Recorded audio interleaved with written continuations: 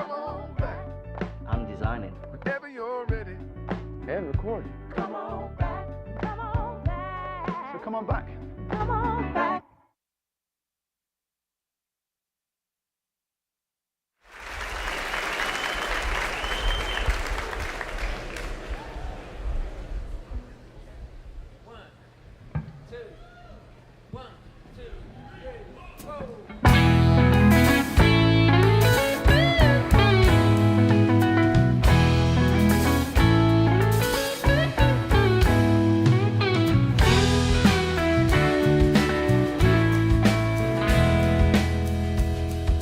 Walk along the river, sweet lullaby. They just keep on flowing. They don't worry about where it's going. Look,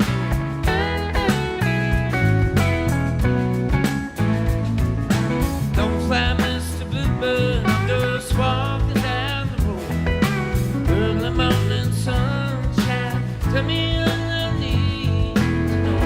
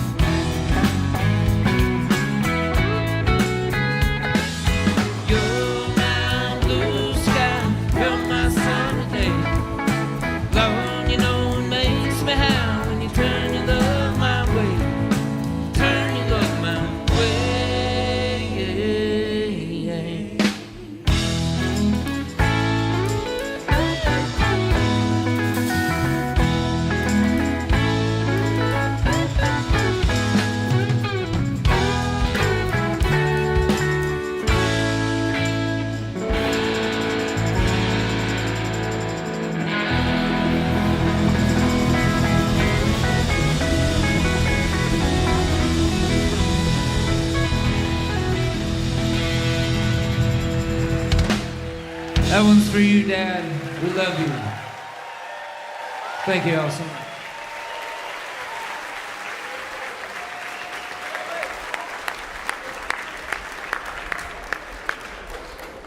Hello, everyone. We're the Milk Carton Kids. Good evening. He's Joey. I'm Kenneth. And that was Dwayne Betts getting us off on the right foot tonight. That was his dad's song, the classic Blue Sky, which we first heard on the Allman Brothers album 1972 called Eat a Peach. As you may know, we lost Dickie Betts back in April, and our condolences go out to Dwayne and the rest of the entire family. And thank you for that great performance. Welcome to Nashville. Welcome to the Ryman.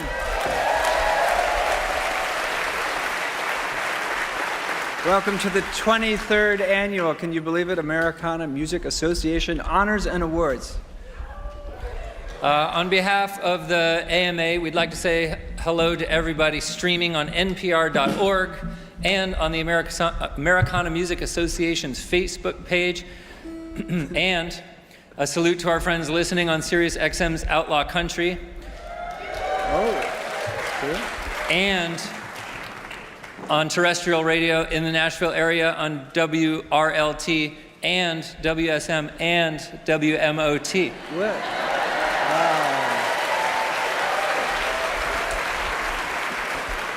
Somebody's working hard, really hard. And you will also be able to watch an edited version of tonight's show in the privacy of your own living room when it airs on PBS during the next Austin City Limits season.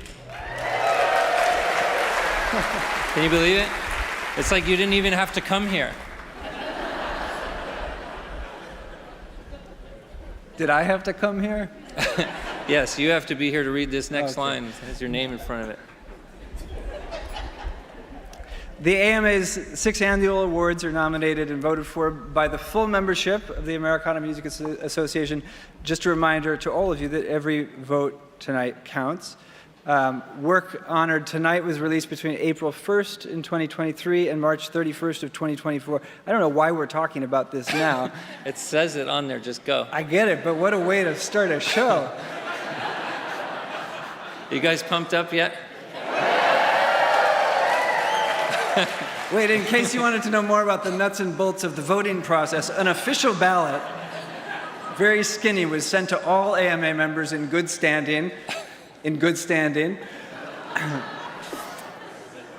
tabulated the votes there? Oh, Ken? I thought you'd never asked, Joey. The CPA firm of KV Financial Group PC here in Nashville. They got their plug right at the top of the show.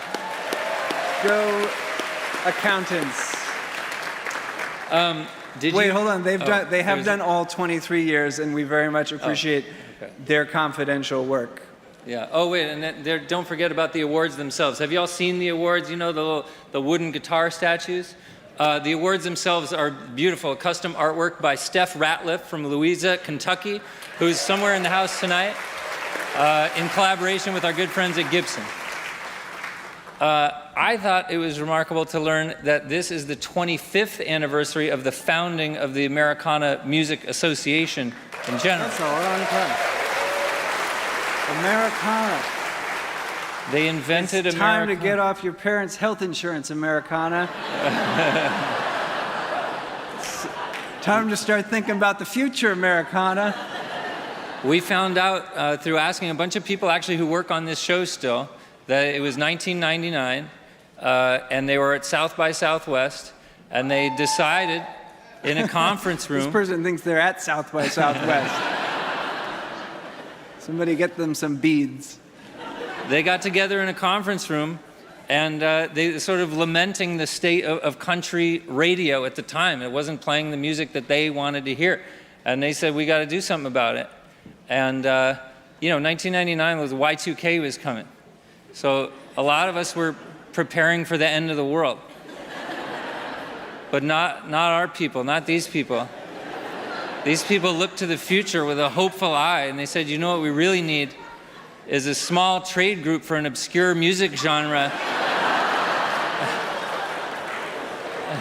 with just the music that we like in it. And once they figured out that they weren't going to call it alt country or no depression music, which were some of the options flying around at the time, they decided on Americana, and I'm happy to report 25 years later, they were absolutely right. It's exactly what we needed. Yeah, that's true. Nice, Sean. Is that it? That's it. All right. Well, let's get back to the music. Here's the first of our 2024 Emerging Act nominees. Sorry for making you wait. Please make welcome the pride of Tulsa, Oklahoma, Kaitlin Butts.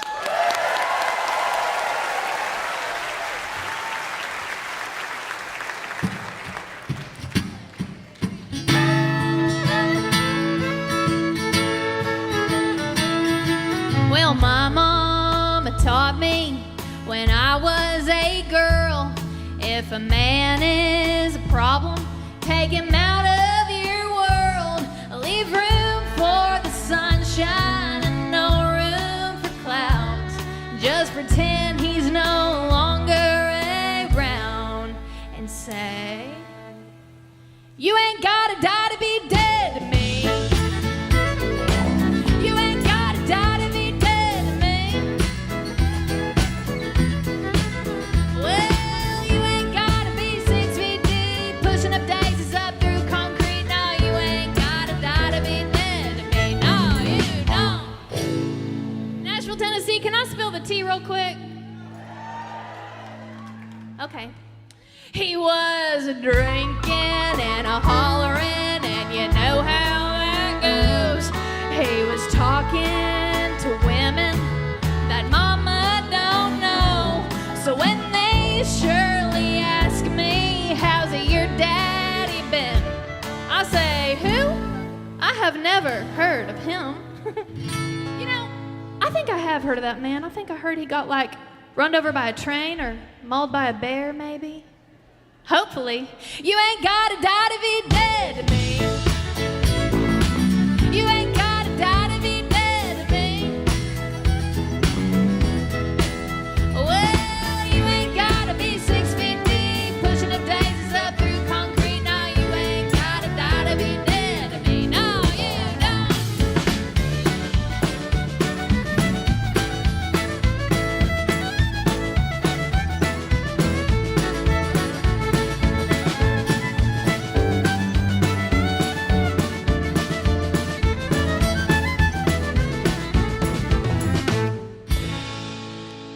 So here is your first and your final warning.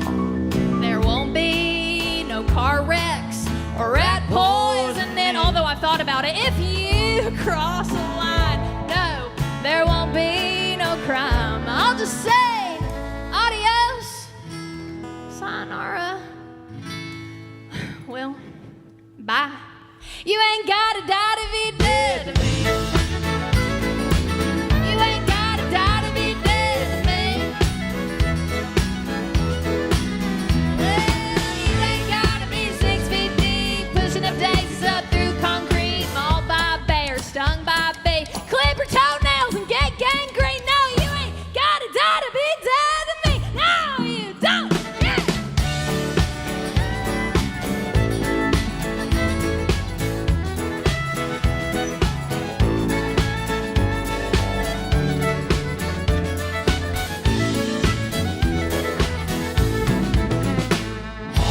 Thank y'all so much, and that's so sweet.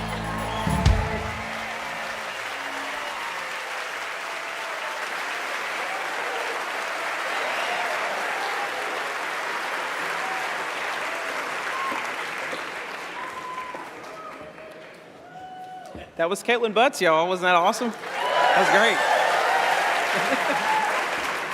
Hi, I'm Amy Helm, and this is Amethyst Kia. I've spent a big part of my life surrounded by drummers and all kinds of extraordinary musicians, and I watched them closely as they laid down the grooves to the songs that move us.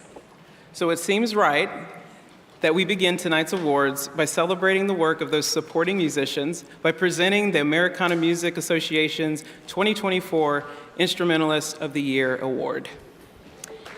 All right. The nominees in alphabetical order are Grace Bowers, Maddie Denton, Jamie Dick, Megan McCormick, and Joshua Rilko.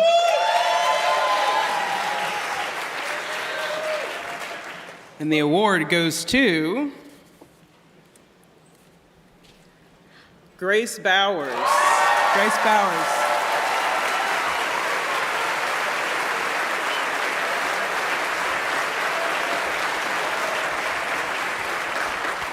Grace could not be here tonight. She's on the road, but we're delighted to accept the award on her behalf. So, yeah.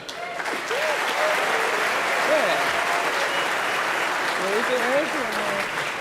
I don't know where it is, though. Hold on. It's somewhere. Oh, I didn't know it was an actual guitar that was going to be the trophy.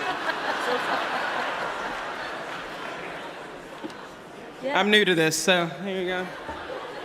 But yeah, this is it. Thank you.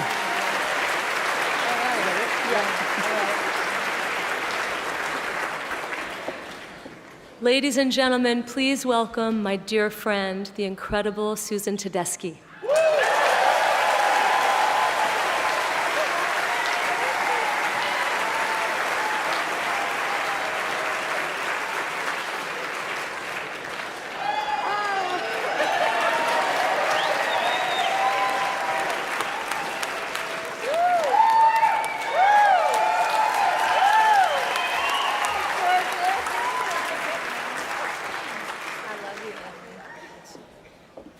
Thank you so much to Amy Helm.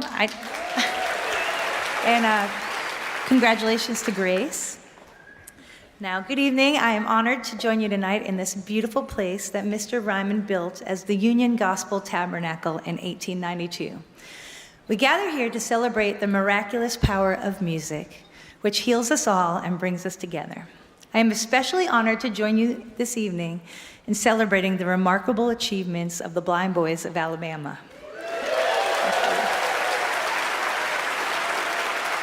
85 years ago, the original members met at the Alabama Institute for the Negro, Deaf, and Blind in Talladega, Alabama. In that name, you will hear a reminder of how long ago that was, how difficult their journey has been, and how far we have come. The boys met at 7 years old and were away from their families for the very first time.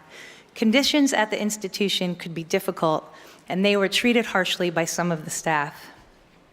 They learned Braille and how to make brooms and mops, but the boys found each other and a better life through the help of the Lord and the gift of music. So founding member Clarence Fountain reminisced about leaving the school at age 14 in a 1939 Buick with the original group name, the Happy Land Jubilee Singers, painted on the side of the car. Eventually, a clever promoter advertised a battle with another blind singing group as the 5 Blind Boys of Alabama versus the 5 Blind Boys of Mississippi, and that's how they got their name. So the Blind Boys came up when the Jubilee tradition in gospel music was in full swing and felt the heavenly power of the voice to lift the spirits of man with joy and hope. And the group performed alongside artists such as Mahalia Jackson, Sister Rosetta Tharpe, and even sang for the late great Martin Luther King Jr. They have influenced many artists from Sam Cooke to Ray Charles to Bob Dylan, all the while staying true to their gospel roots. The Blind Boys continue to reinvent themselves along their journey while staying authentic to the tradition as well as being relevant to the times. They have carried gospel music into theaters on Broadway with Morgan Freeman, to festivals, clubs, churches, radio stations, universities all around the world. And they have done this with impeccable grace and humility. I first met the Blind Boys back in 2004 when I was opening for them at Ravinia in Chicago, and I was very fortunate to hear them with original founding member Clarence Fountain and Jimmy Carter, who eventually I came to know as the Jimster. We became instant friends, and I was honored to have them record on my album, Hope and Desire, singing Donny Hathaway's magnificent Sanctuary Band. In 2008, I was invited to perform with them at Tipitina's in New Orleans, where I sang and played guitar, and it was an incredible honor and something that I hold very dear to this day. And past April, I got to see them sing again in actually Australia with Tom Jones, and it was magnificent. Through the years, we've stayed in touch with their management, Charles Strebe, and musical director Joey Williams. While the band lineup has evolved a little bit, they still are family and always sound incredible. These remarkable men have accomplished all this without once changing who they are, humble servants of gospel music and of their Lord and Savior Jesus Christ. Humble servants who have performed for 3 American presidents, accumulated 6 Grammy Awards, a National Heritage Award, and are longtime residents of the Gospel Hall of Fame. They've recorded at a steady clip and expanded their repertoire to include songs from Tom Waits, Prince, Valerie June, Ben Harper, just to name a few, while performing with artists such as Willie Nelson, Lou Reed, Bonnie Raitt.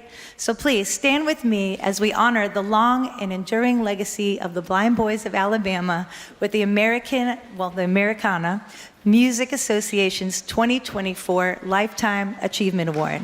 Please stand. Please welcome them. Yes. Yes, Chuck. Hello. Hey, darling. Thanks for getting here. All right. This is Ricky. Ricky, you want something to say? Yeah.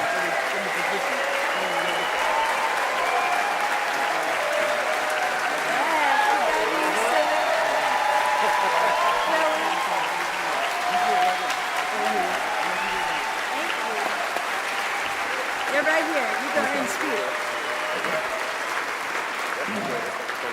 All right, I just want to say, how's everybody doing? Well, I want to give honor to God who made it all possible, and that's why we're here today. I want to say thank you to our friend Susan Tedeschi for that great talk about the blind boys and where we come from, because God has been good. He brought us a long way. And as you know, we did collaborate with Susan, and she's still looking beautiful, isn't she? Yeah, she look good to me too. I just want to say that I feel humbled and privileged to be here today, standing here as the group leader for the Blind Boys of Alabama, and just saying thank you to the Americana Music Association for awarding us this Lifetime Achievement Award. And we just want to say to you that we appreciate everything that has been done throughout the years, and thank you for allowing us to be here today, and we humbly accept this award from the Americana Music Association.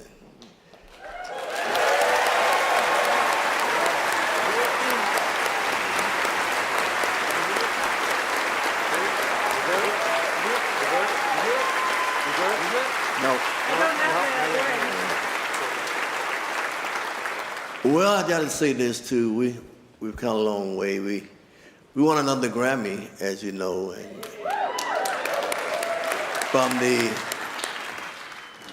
it was the Americana Roots Gospel album, and we are happy to have done that. And it was called Echoes of the South. You know, I've been around a long time. I was around with Clarence and George and Jimmy and all the crew. But I want to say thank you to the boys we have today, because we are all keeping the blind boys alive. I told somebody one time, I said, I'm not blind, I just can't see. Amen. Run them down. And that was because I told them, they said, I lost my sight, but not my vision. Yeah. And as I stand here, I want to say thank you to my longtime friend. I raised him. Mr. Joey Williams, our music director.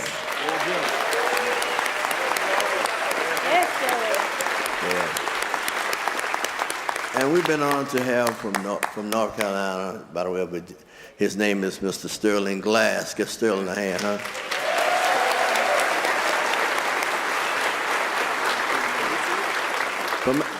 From Ohio, his name is J.W. Smith.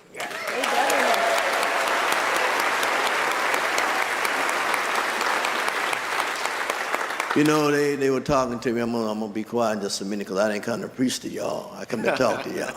But I feel like preaching now, but that's okay. But let me just say this to you. We want to thank all of the people who helped to make this thing possible.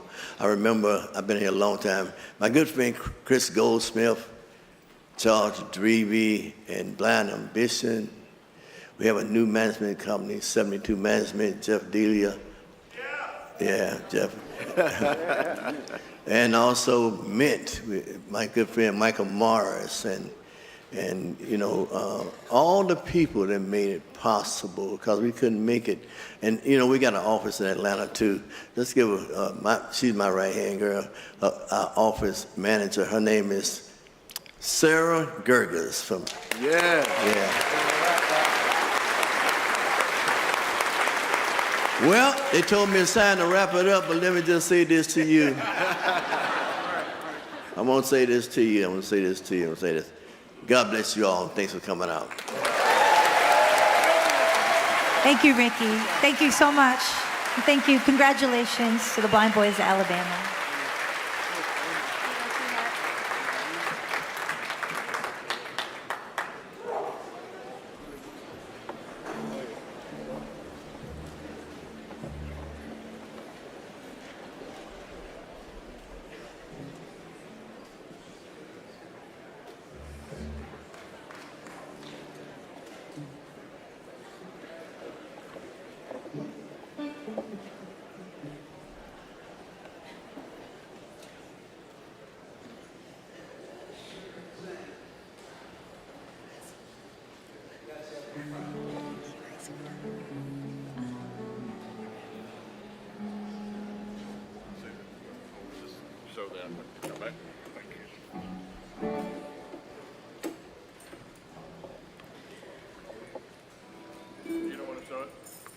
You ready?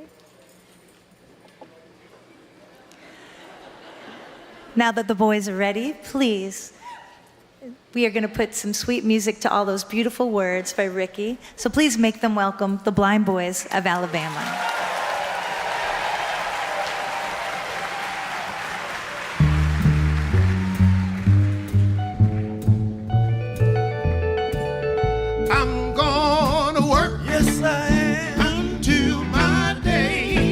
This is my song. I'm gonna sing it for you today. I'm gonna work, yes sir, till the setting of the sun.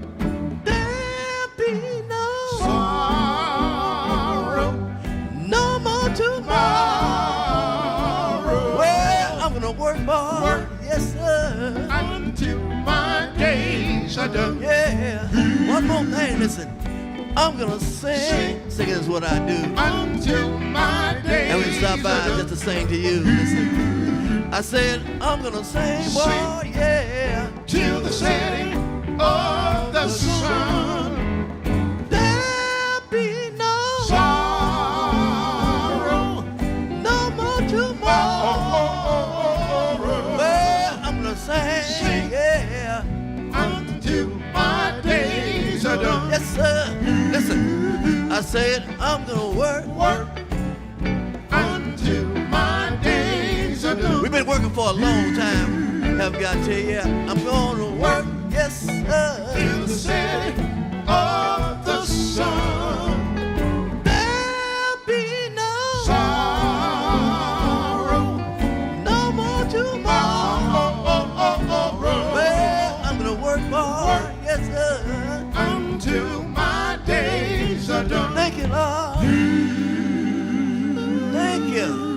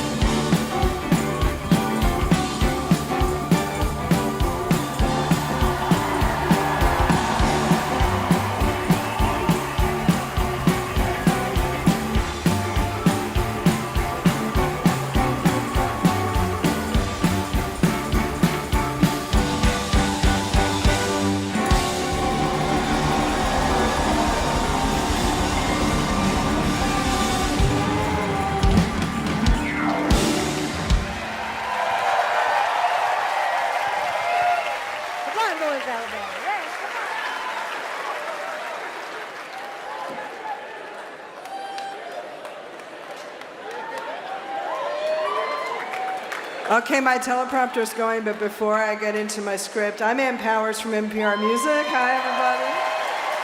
I just have to say, how great was that? Gospel music, the true mother of rock and roll.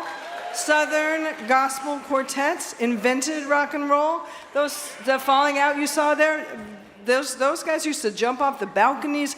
That's where it came from, folks. So glad we got to see it tonight.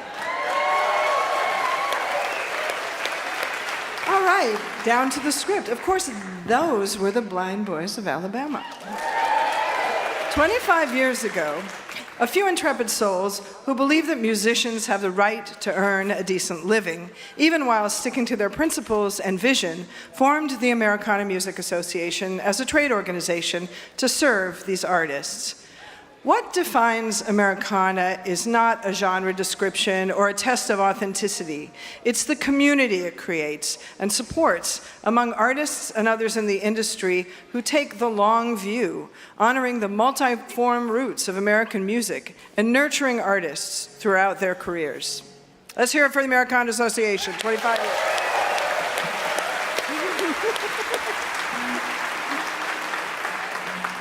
Okay, now's the part where I sing a praise song to Katie Crutchfield. I hate it when people call artists fearless. Doing so presumes two things. One, that any human being can transcend the clutch of the stomach, the bead on the brow, the normal responses to becoming open to risk. And two, that fear is not an emotion worth trying to express alongside determination, desire, grief, joy.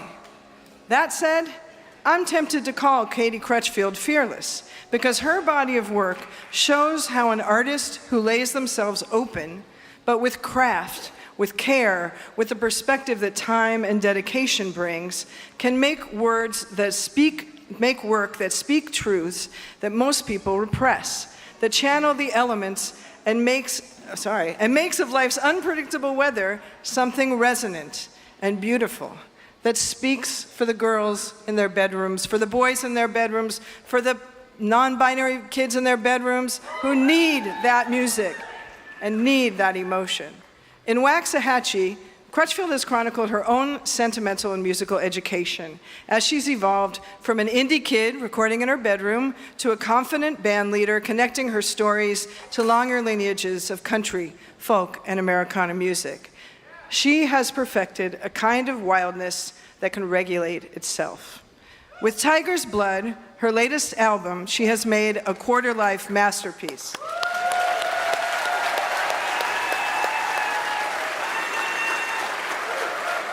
It's a chronicle of life in music, friendship, and love that nods to her within her Deep South roots, if by that you mean the Drive-By Truckers and Lucinda Williams, and to her Midwestern home, if by that you mean Wilco and Sheryl Crow on the stereo, and toward the road, always the road, where Waxahatchee's sound connects the DIY punk club to the honky-tonk, to the speaker on your porch, where you sit reunited with your best friend late at night, pouring your heart out about the pain and the hopes you never thought you had the words to express. I'm blunter than a bullseye, Crutchfield sings, blunter and as on the mark. Years of training her eye and steadying her stance has made her our champion. Tonight, Waxahatchee is nominated for Americana Music Association's 2024 Song of the Year. It's everybody's anthem, right back to it. We love it. Please welcome Waxahatchee with MJ Lenderman.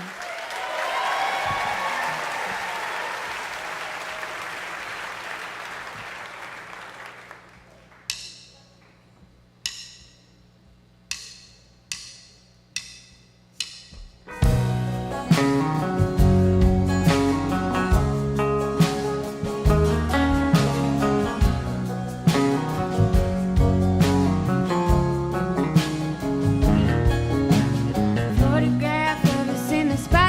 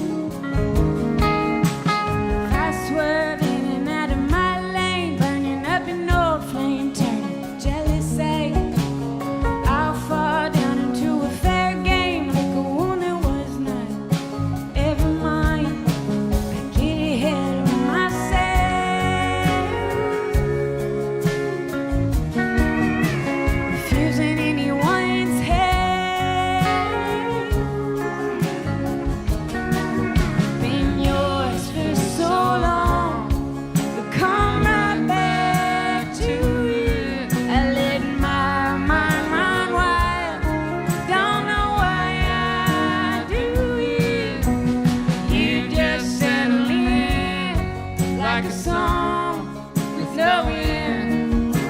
If I can keep up, we'll get right back to it.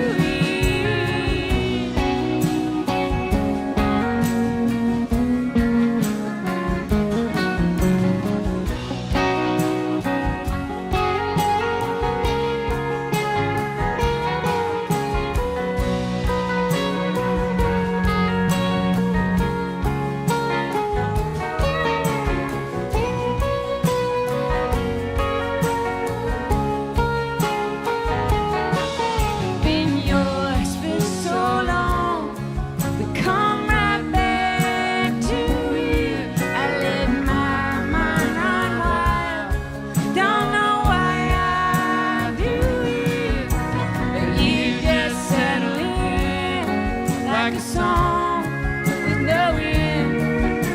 If I can keep up, we'll get right back to it. We'll get right back to it.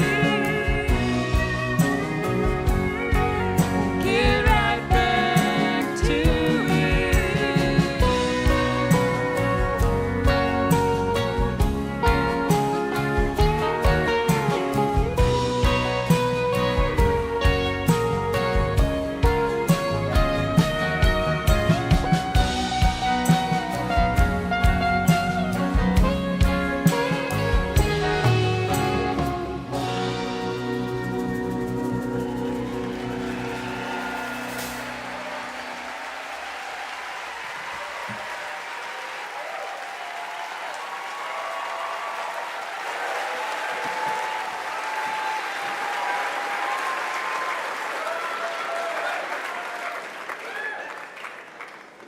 God loves a great house band. That was Waxahatchee. My name is Warren Zanes. Good evening to all of you. I feel like each time I come to Nashville, there's another one waiting to meet me. But what I love about this place and all that it represents in the world is that the old Nashvilles aren't replaced when the new ones come. It's a little like layers, a little bit like the situation in this room, where everything that's gone down, the different histories, are still here haunting the place. But while this may sound well worth celebrating, there's no point in painting an overly sentimental picture. The various pasts and various presents don't sing in one mellifluous voice. Not everybody likes everybody else or how they do things. Part of what I love about coming to these Americana events is to see how the Americana Music Association has made every effort to widen its circle, to let the greatest number of pasts, presents, and yes, futures share this space, and then to hear the grumbling from those who feel it hasn't gone wide enough and those who feel it's gone a little too far this time. It always makes me glad I'm a sole proprietor and I'm not responsible for any of this. It's not to say that the work of the Americana Music Association is thankless. It's just that the reward is, as my mother would say, in heaven. It ain't down here. May they carry on despite that, because we need them. But something binds even those who sit uncomfortably in the same pew, and that's the compulsion to tell stories. No news in this. John Sebastian wrote a song that I think captures the musician's life as well as anything I've ever heard. I believe it was first recorded by the Everly Brothers, and it has this line: if we ever wonder why we ride this carousel, we did it for the stories we could tell. It's that narrative compulsion that binds this room of misfits as one, whether in harmony, argument, prayer, or mumbled half-truths. The artist I'm here to introduce is one of these misfits. He didn't write his first song at age 6. He wasn't noodling on a Martin at 12. He was a guy in West Virginia in his early 20s and studying finance. Might be the first time anyone said that word in this room tonight. But the gods of story leaned down and said, "Charles, do you have something you'd like to share with the group?" And damn it, he did. When I look at him now, I see a lifer. That means he's going to have moments of regret, disappointment, disillusionment, and then a song's going to come, and he's going to renew his membership. Probably without asking his wife and kids. So if he ever wonders why he rides this carousel, well, I say he shouldn't be wondering. He knows why. Ladies and gentlemen, my friend, nominated tonight for Emerging Act of the Year, Charles Wesley Godwin.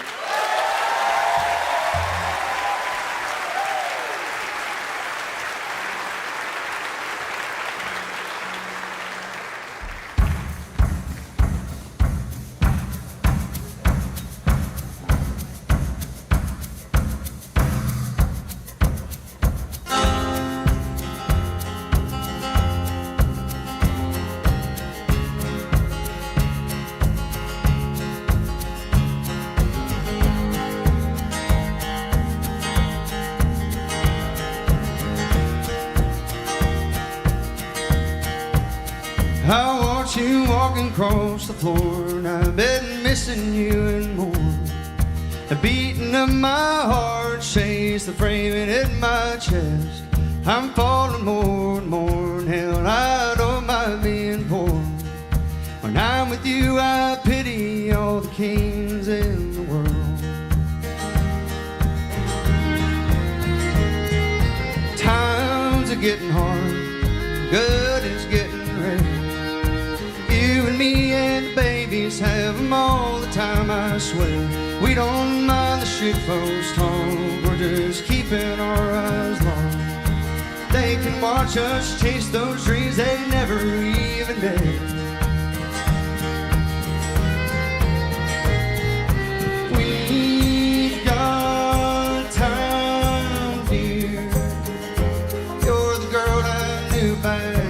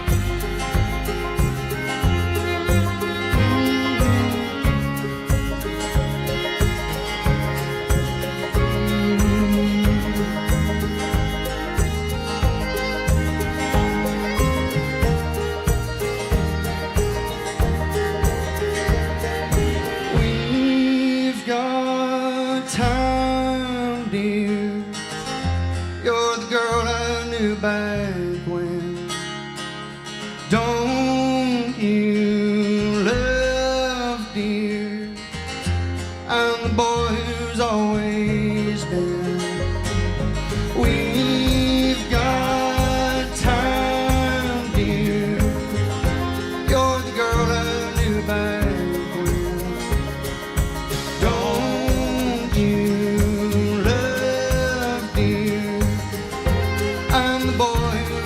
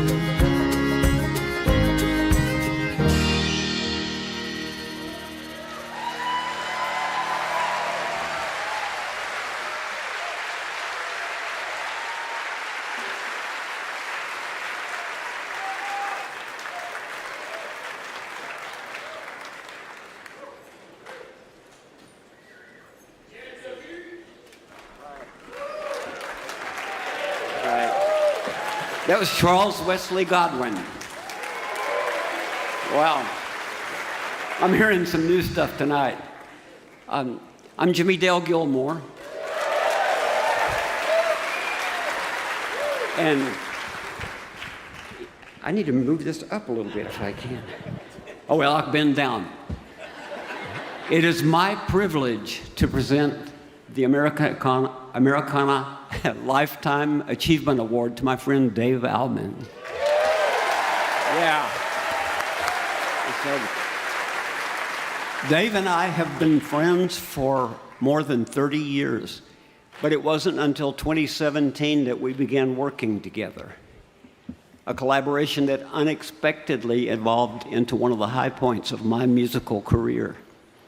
Now we've recorded our second album, Texacali, and are touring the U.S. with Dave's longtime band, The Guilty Ones. They're out here. Yeah. I'm a few years older than Dave, but he has become one of my main teachers of American music and its history. His love and his knowledge of American popular music seems boundless. Country, blues, bluegrass, folk, jazz, gospel, rock, all of it. Dave is an American troubadour, a songwriter, a storyteller, a poet. He is also a wild blues blaster with a loud Stratocaster. He sings about America and Americans, about characters and places he knows and reveres. From Marie Marie, now a Cajun Zydeco standard, to his American classic, 4th of July, he celebrates regular life in America the way it really happens. In ballads about Johnny Ace, about the King of California, about the Blind Owl, and dozens more, he sings passionately and lovingly about ordinary people and their real lives. In his book, New Highway, he describes the subjects of his songs as heroes, losers, winners, the brokenhearted, the hopeful, the forgotten, the beloved, and especially everyday folks just trying to survive day to day, trapped between forces larger than themselves that they don't quite understand. In other words, he talks about regular people, Americans. When Dave was 13, he and his brother, Phil, started going to clubs in their hometown, Downey, California, and to the old Ash Grove in LA. There he began learning from an array of American roots musicians, especially blues masters, like Big Joe Turner and Lightnin' Hopkins. Dave and Phil started their legendary band, The Blasters, in 1979. Yeah. For over 40 years, he's been writing songs, touring, producing records, and playing the music he loves. He seems to remember everything, every club, every hotel, and every town he's blasted through. In addition to his solo career, Dave's musical legacy includes being an essential member of legendary American bands, including X, The Knitters, and the Pleasure Barons with Mojo Nixon. For all of this and so much more, I am proud to present this well-deserved Lifetime Achievement Award to Dave Alvin. And I'm going to go off script for 1 second. I want to say something, that because this award is being given to all these people tonight, including the Blind Boys and Dave Alvin, this has elevated my feeling for the term Americana.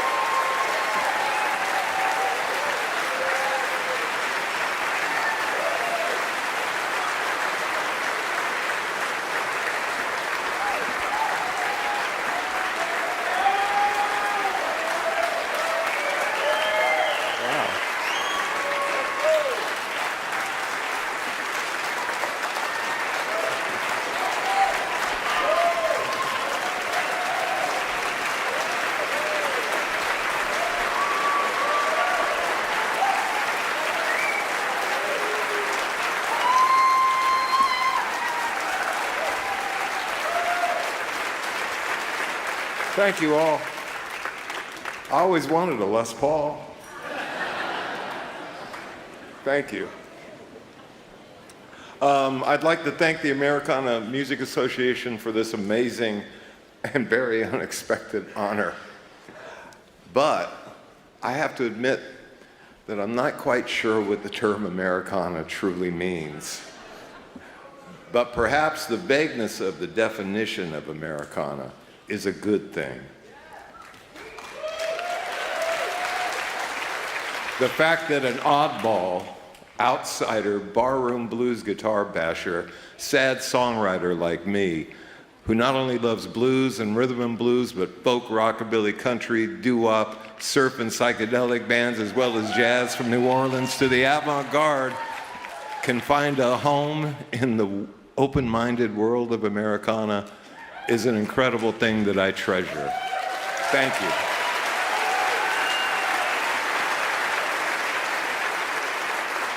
As you all know, it ain't easy to survive in the music business, no matter what style or genre you may play. Now, my secret to survival may sound sappy and corny, but through the years, I have tried to live by one rule, and that rule is to go where the love is.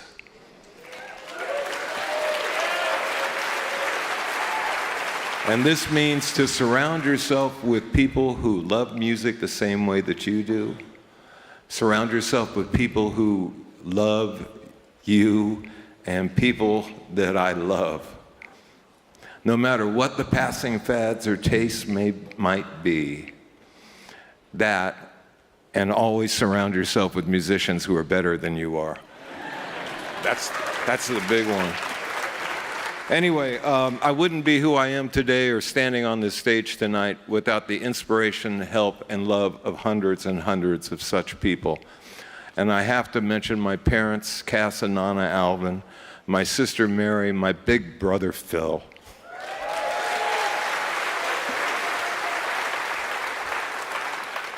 My very patient love, Mary Zerke.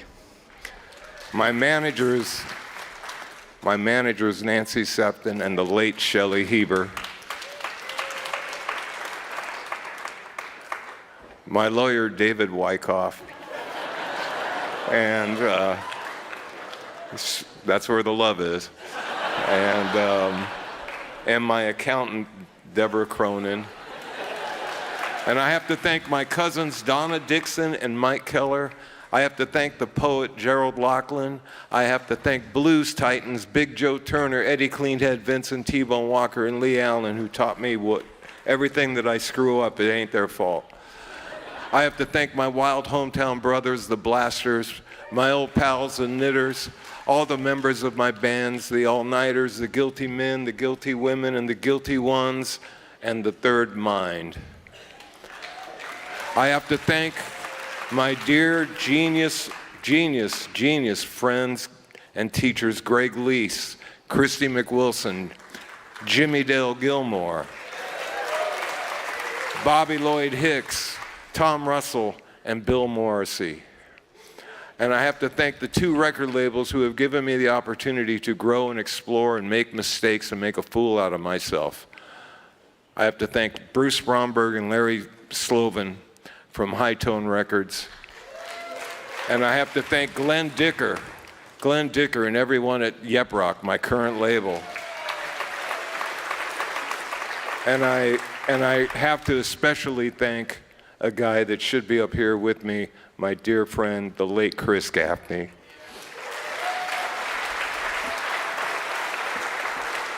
So wherever I am, I take those people with me. And in honor and in tribute to all those family, friends, and musicians, and so many others, I humbly accept this incredible Les Paul Award. Thank you.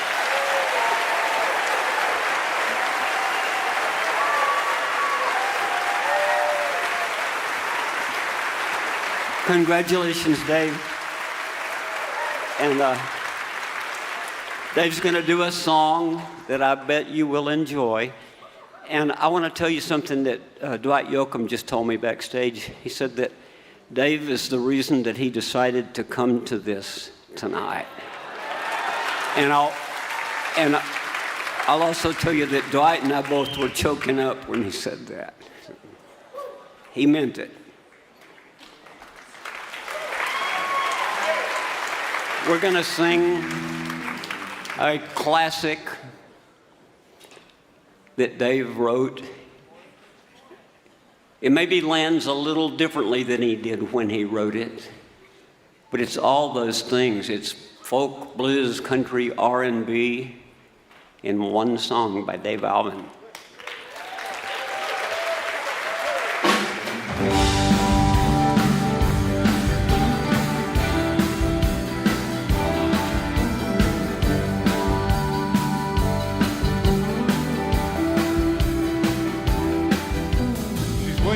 Me when I get home from work.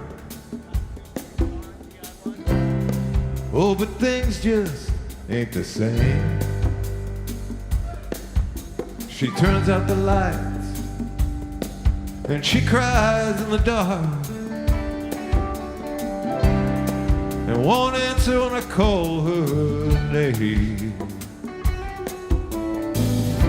And on the stairs I smoke a cigarette alone.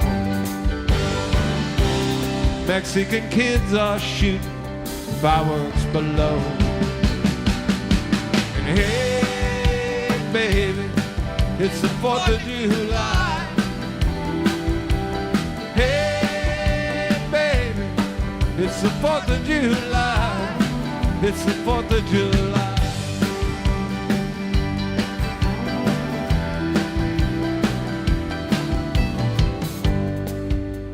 Gives me her cheek,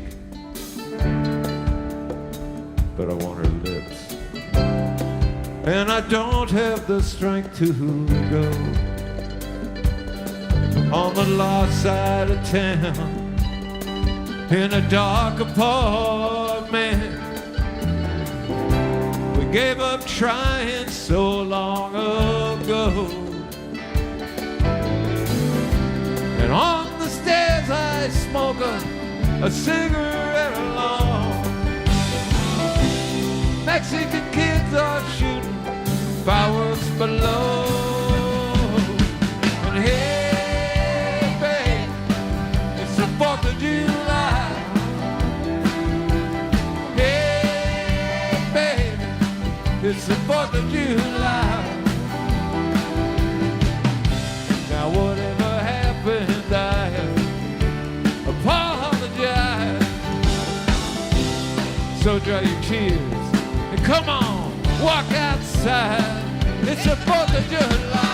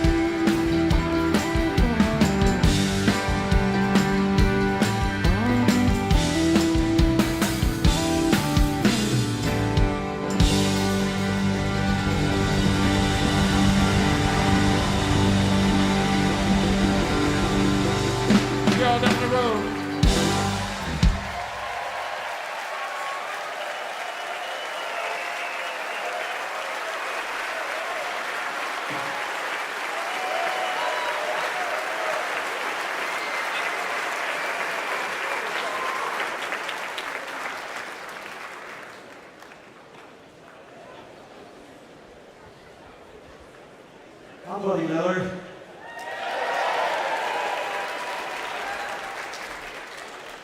That was the incredible Dave Alvin, hero of the faith. I'd like to introduce you to these musicians up here we've got. Over here, he could be anywhere. And he is everywhere.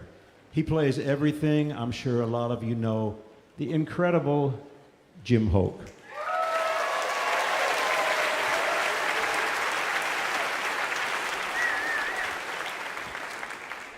Behind Jim, a Nashville and a national treasure, our dear sisters, Ann, Regina, and Frida McCrary, the McCrary sisters.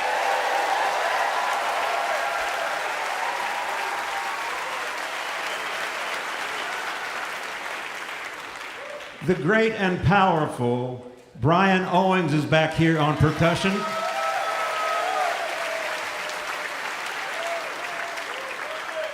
Next to him on the drum kit, Jerry Pentecost.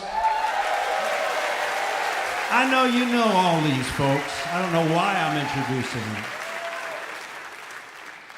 My dear friend for I don't even want to think about how long. Yeah, Larry Campbell is over there on everything you can imagine.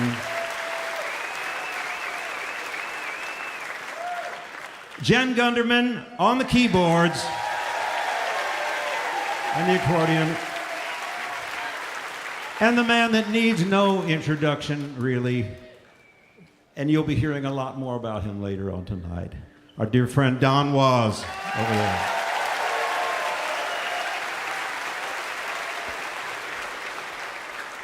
Now, every once a year, twice a year, I'll call the music master who knows all, my friend Michelle Aquilado, and ask what new music I might be missing out on. And I forget if it was a year ago or what it was. She said 2 words, Jobi Riccio. Jobi didn't really have a record out then. Had one song out, which I loved, and I started, what do you call it, YouTubing around. I heard a version that she sang, and I'm sorry to do this to you, of Fair and Tender Ladies, that my wife, Julie, and I were mesmerized and stricken by, and it was perfect and riveting, and we must have listened to it at least 100 times, and that was really time well spent. And I urge you all to listen to that. But then her record came out, and it was perfect and riveting. And I want to introduce you to Emerging Artist of the Year, Jobi Riccio.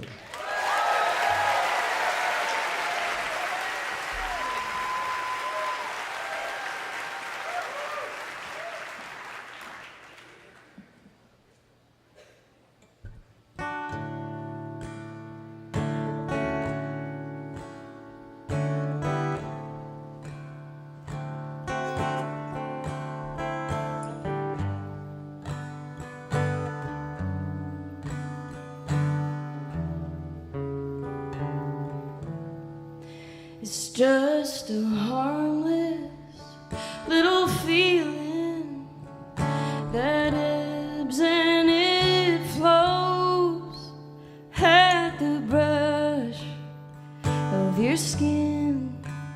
It flickers and glows. Everyone has a person they sing their love songs to.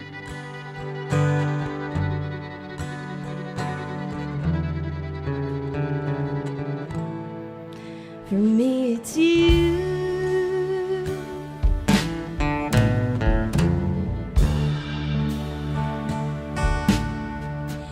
No one makes me sunny or paints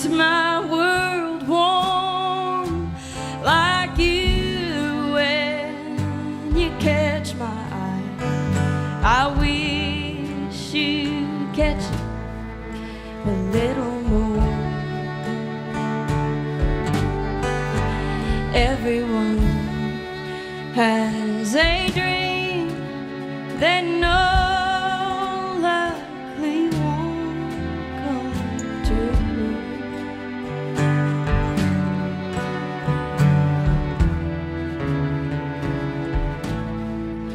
For me, it's you.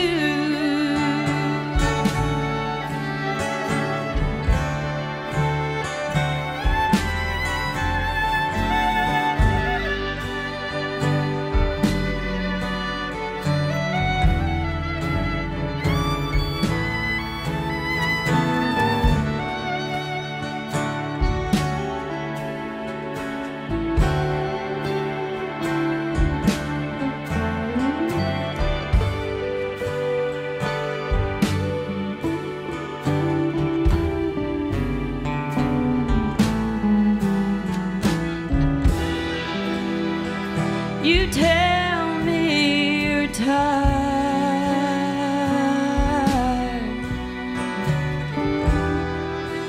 Oh, weary, lonely night. I just hold my smile and I open the door.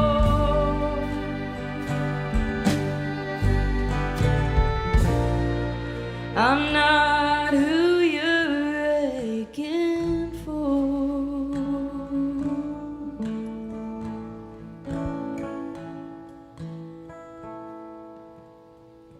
She's wrapped her smile round you like a noose, and I watch from my drink as you forget everything else in the room. Everyone has a person who'll never feel the way they do.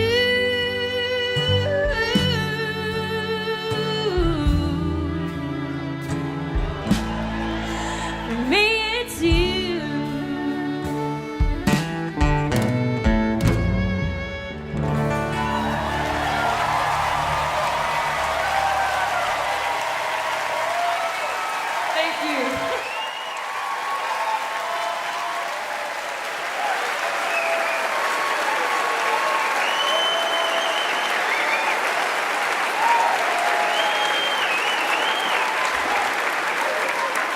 Jobi Riccio, everybody.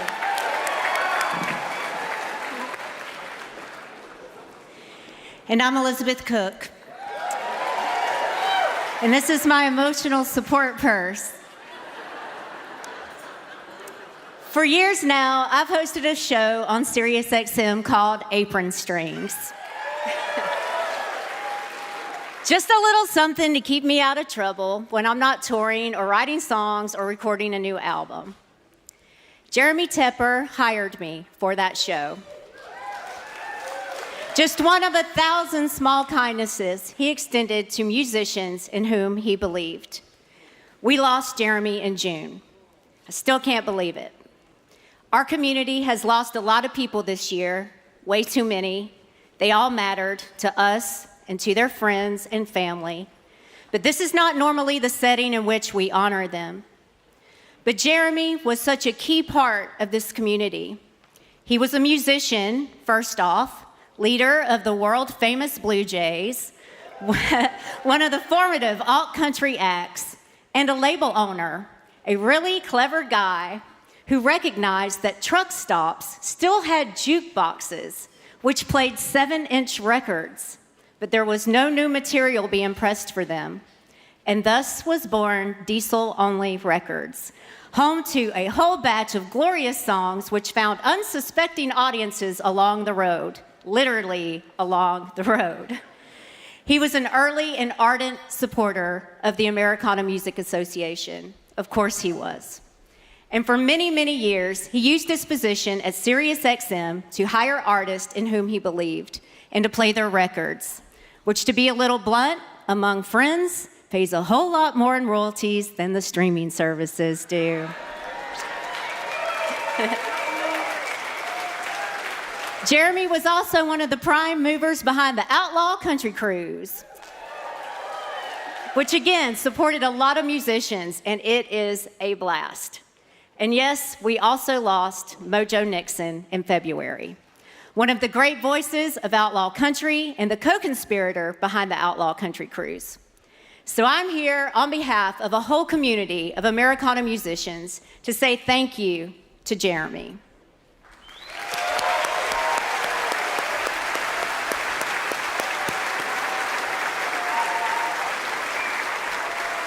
And to introduce yet another young musician Jeremy was a passionate advocate for. He's nominated for the Americana Music Association's 2024 Emerging Act of the Year. His debut album will come out October 18th. Tonight, he's going to favor us with a preview of the title track. Please make welcome from Stillwater, Oklahoma, Wyatt Flores.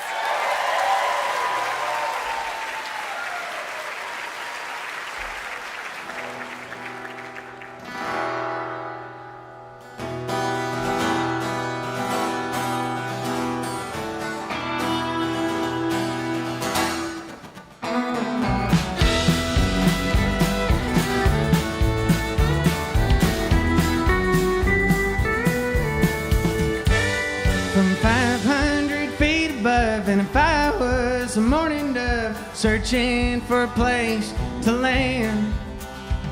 I'd perch up on the turnpike, watch old sedans and semis, wonder where they're going or where they've been.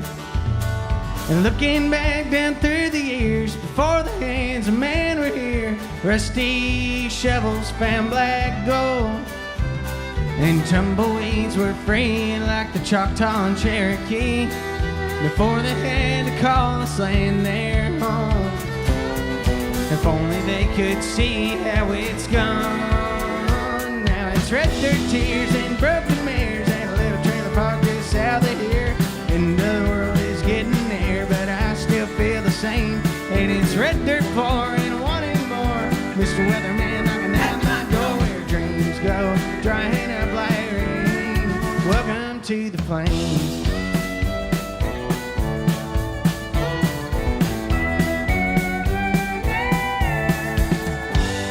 And if I was a coyote running, stealing on the Cimarron, looking for a place to cool my head, find shelter from the voices telling me my only choice is get up, get gone, keep moving west. But if I ever left, those eyes would fill up fast with red dirt tears and broken mirrors and a little trailer park just south of here. End of the world is getting there, but I still feel the same. And it's red dirt pouring, wanting more.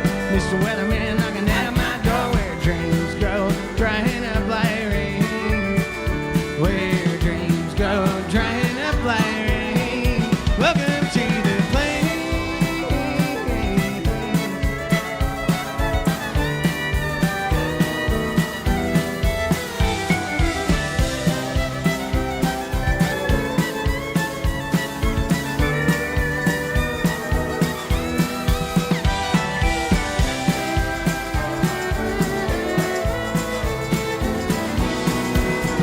Now it's red dirt tears and broken mirrors and a little trailer park just south of here.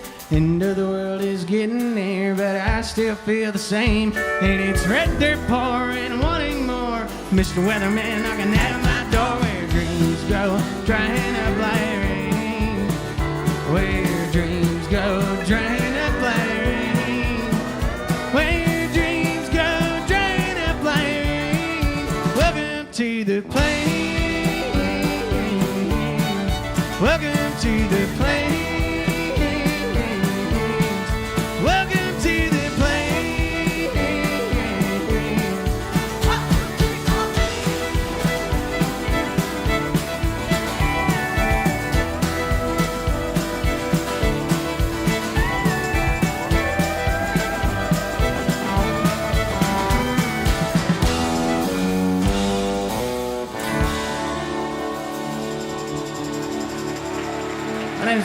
Jarosz from Stillwater, Oklahoma. Thank y'all for having me.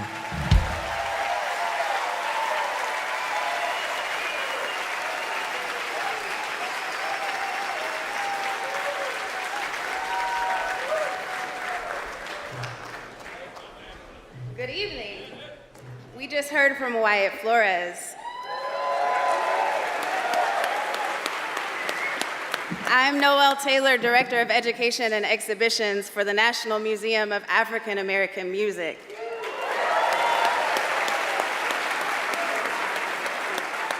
Our ongoing mission is to educate the world, preserve the legacy, and celebrate the central role African Americans play in creating the American soundtrack. Should you have a few minutes while you're here in Nashville, my hometown, please join us across the street. This is the 5th year of our partnership with the AMA to present the Legacy of Americana Award. Both organizations are dedicated to focusing attention on artists who might otherwise be marginalized by history. Joining me to talk about this year's recipient is 3-time Grammy Award-winning producer, executive director, creative, BMI Nashville, and AMA board member, Mr. Shannon Sanders. Great. Thank you, Noelle. Tonight's music lesson is simple. Your right thumb is like your left hand on the piano, playing the bass. Your index finger is the melody. That's how Reverend Gary Davis taught kids who came to his door during the folk music boom. Born in 1896 in South Carolina and blind from infancy, he found his calling in both religion and guitar by age 8. Davis, a street performer and preacher, became a master of string band music, blues, country, gospel, and ragtime. Davis recorded his first songs in 1935, but was disappointed by the music industry's focus on secular blues. Instead, he became an ordained minister and didn't record again until the 1950s. But in the 1960s, modern folk musicians discovered him in the Bronx and were deeply influenced by his teaching. He eventually gained recognition and royalties from songs that he contributed to, like Samson and Delilah, allowing him to proudly buy a home. Yeah. As one of the architects of Americana, Reverend Davis's music embodies versatility and genius. Tonight, we honor him with the Legacy of Americana Award, presented as one of his favorite Gibson guitars.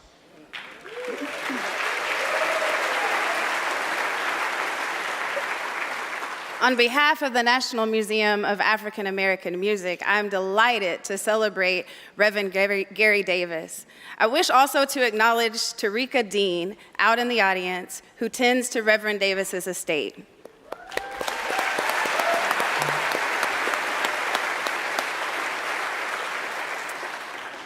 Though Reverend Gary Davis had no children of his own, many of his students thought of him as a father figure. Please welcome a son of his creative lineage, performing Samson and Delilah, fantastic Negrito.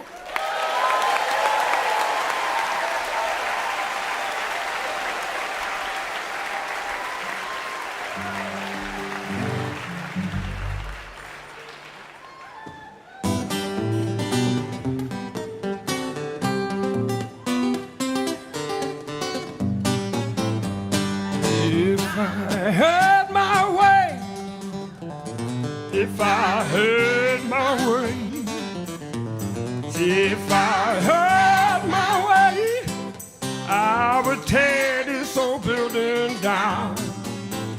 Well, Delilah, she was a woman, she was fine and fair. She had good looks, got nose and coal black hair. Delilah, she came to Samson's mind. The first she saw that woman, she looked so fine. Delilah, she sat down on Samson's knee. She tell me where your strength lies, if you please. Got nerves and law, you know she talks so fast.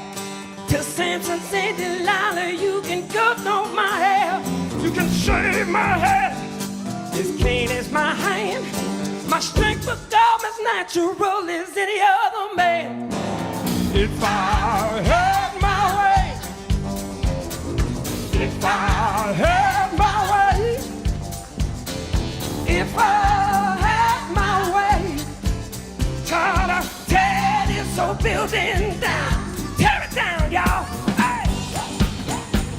Clap, clap, clap, clap your hands, clap, clap your hands. Clap. Well, well, well, well, well. Clap your hands. Sit the bone. Sit the. Come on. Keep going. Give me. Everybody, clap your hands. Everybody, clap your hands. Everybody, clap your hands. You got to. 1, 2, 3, 4. You heard about this man. Told from his birth, he was the strongest man that ever lived on. And then one day, was Samson walking along, and looked down on the jaws, sound of no grown bone.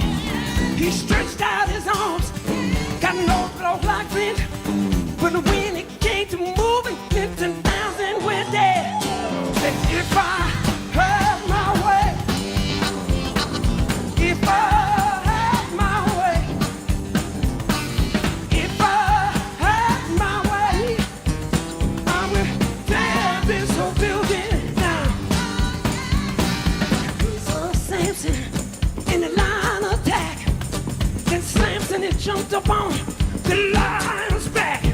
So you read about this lion, killed a man with his paw, but Samson got his hand around the lion's jaw. He ripped that beast till they killed him dead. Then the beast made honey in the lion's head. If I had my way, if I had my way, if I had my way, I will tear this whole building down. You can do it, Charlie. I will tear this whole building down. I will tear this whole building down. I will tear this whole building down. I will tear this old building down.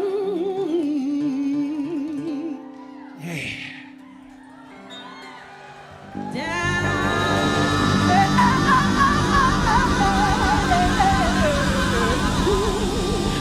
Hey, yo, what a band. What a band. Yeah. Yeah.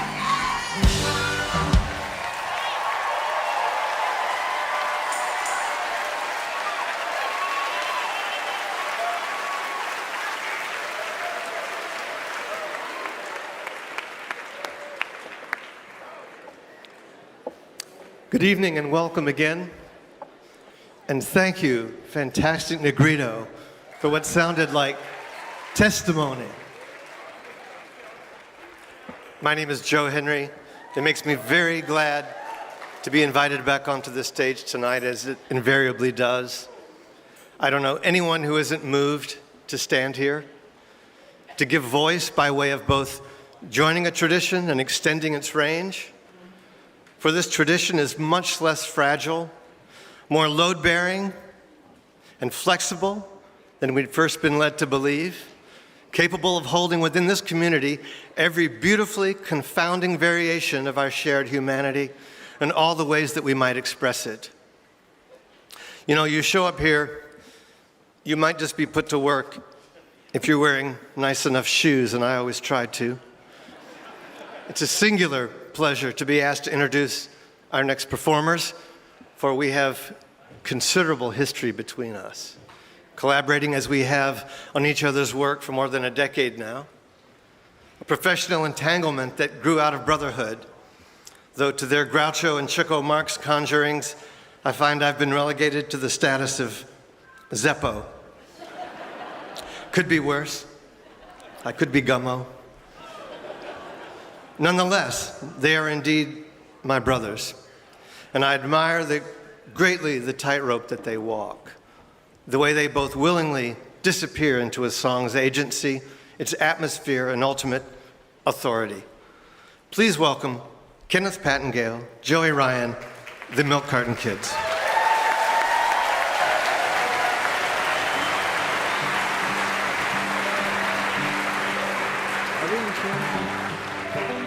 Thank you very much. Thank you, Joe. We've looked up to Joe for a long time, a couple decades now, so that was quite an honor. We're going to play a song tonight, which was written for a friend of ours, a friend who taught me how to play the banjo, and he taught me on this banjo, and this was his banjo until he passed away last year when he left it to me, and this is for him. He was our sound engineer on tour. He was also a sound engineer at the Opry, so we worked many days and nights here at the Ryman, and many people in the building know and loved him. So this is for Mark Richards.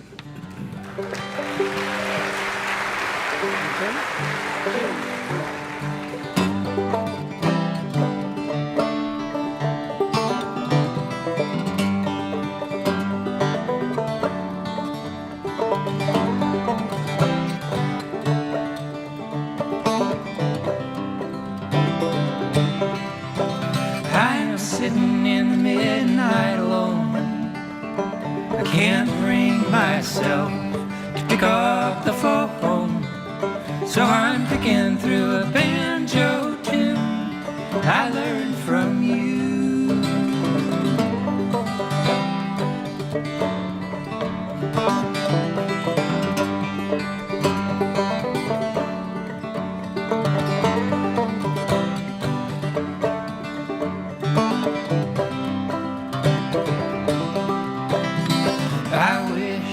I wish I could forget that land in that hard August sweat.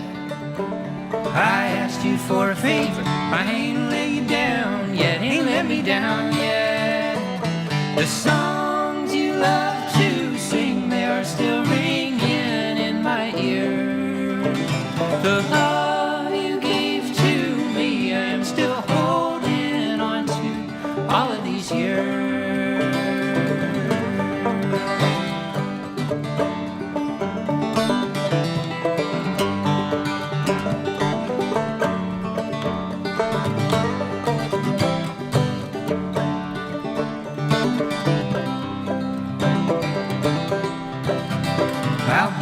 Little satchel before long, the smoke will rise and carry on, but I am gonna miss you when you're gone, when you're gone.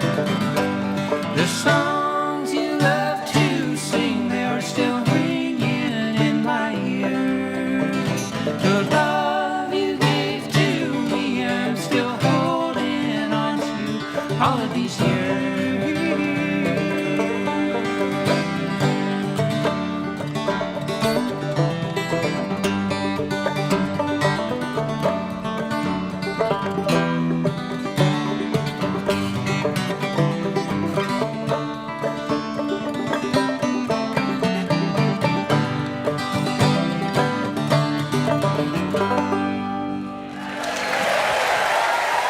Thank you very much.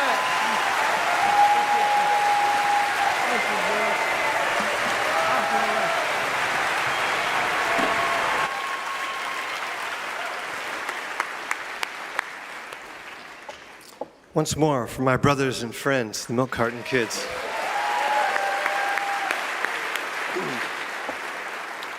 There's one person who has proved my teacher, mentor, spiritual counselor since I first stood at the threshold of my professional life, hoping to cross it.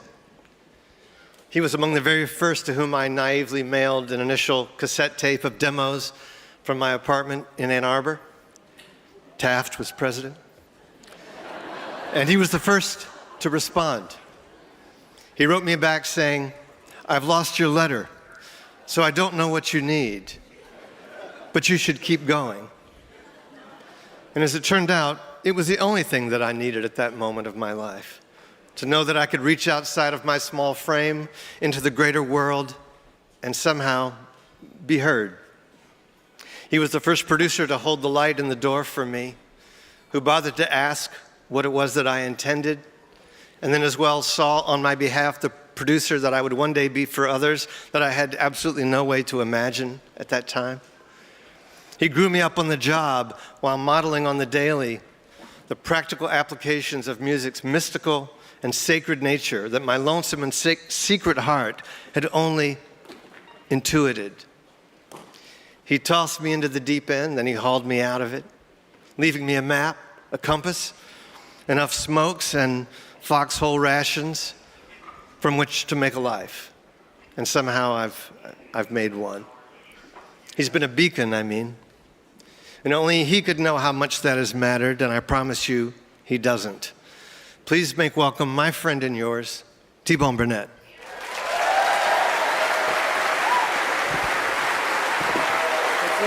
I'll just hold it.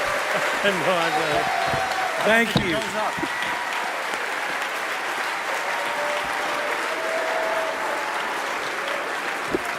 Okay, this is short, and I'm not going to get on my knees. But thank you, Joe. Thank you all for being here. I want to say, if you want to know what's good about the United States, listen to our music.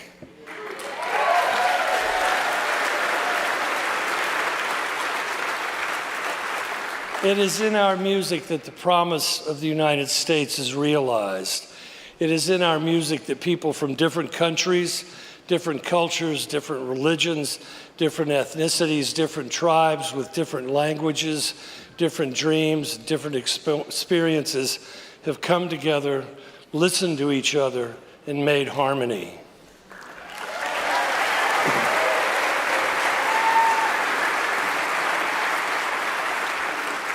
It is in our music that the dream of our democracy, the hybridization often called the melting pot, achieves peace and becomes a reality.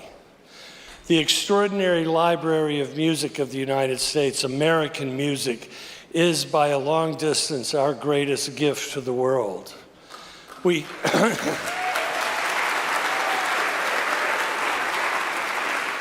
have spread our culture of freedom and innovation all over the world with the soft power of American music. At the Music Cares tribute to Bob Dylan, Jimmy Carter said, "There's no doubt that his words of peace and human rights are much more incisive and much more powerful and much more permanent than any president of the United States."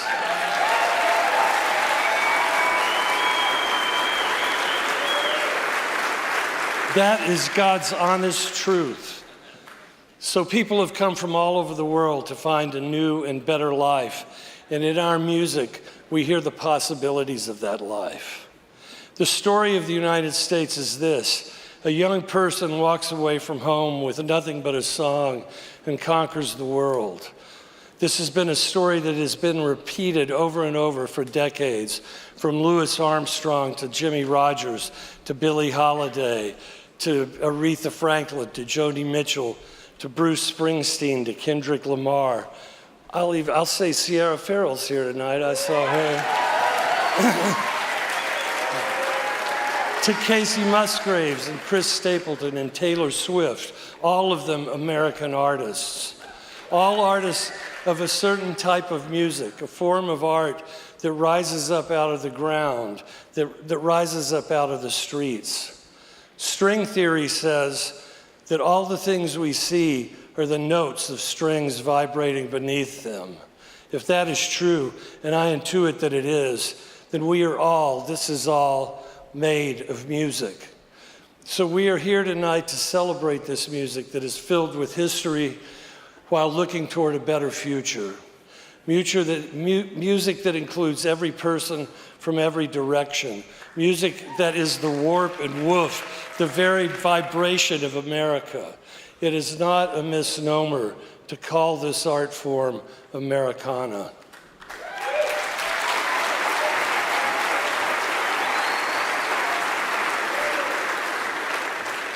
And I have the great good fortune tonight, the great pleasure to introduce two sisters who are deep practitioners of this art form.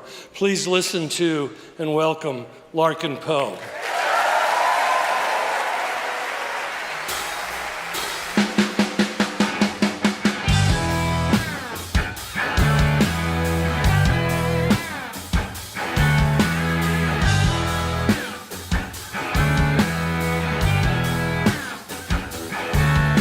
Brother, I've been rocked by a rocky road. 1 time, 2, 3, many amen. My fuse is burning pretty short, sweet Lord, have mercy, I ain't getting bucked off again. You went and took a little leap to the bottom of the bucket. Good luck, it's all gonna blow. Canary ain't singing no more. Been down before, up is all I got to go. I said up is all I got to go. Send me into the blue, a blue for you.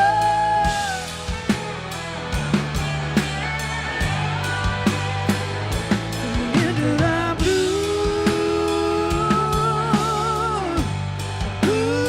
for you.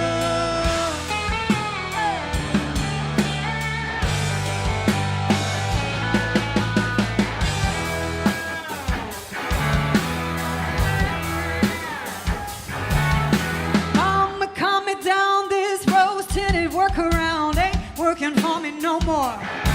I said I'm deep in the indigo, I should vertigo on an edge I can't ignore.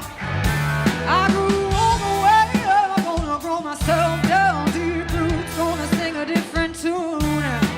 We are who we are, I may not be a star, but I know that I can shine like the moon. Shine like the moon. Send me into that blue for you. Yeah, yeah. Send me into that blue for you.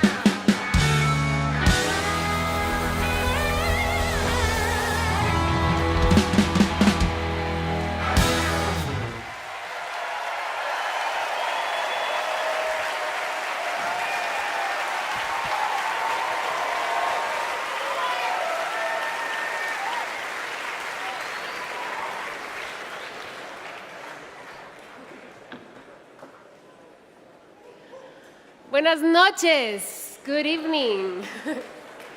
He is MC Taylor, otherwise known as his Golden Messenger. And she's the remarkable singer, Gabby Moreno. And we just heard the amazing Larkin Poe. Give it up.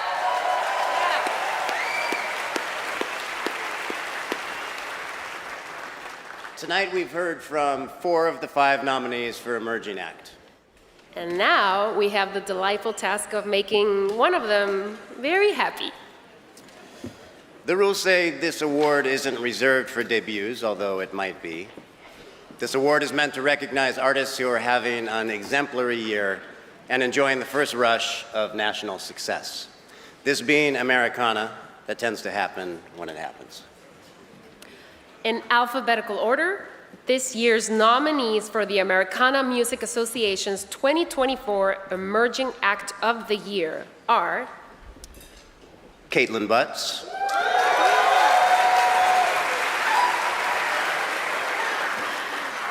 Wyatt Flores,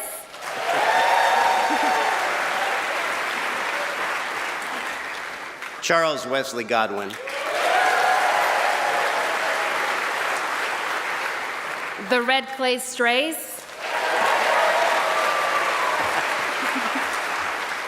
and Jobi Riccio.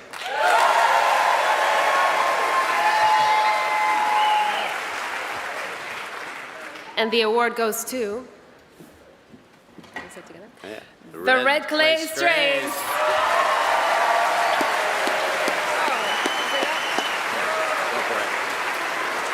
Well, the Red Clay Strays are touring with Grace Bowers tonight, but we are delighted to accept on their behalf. Wonderful. All right. All right, thank you.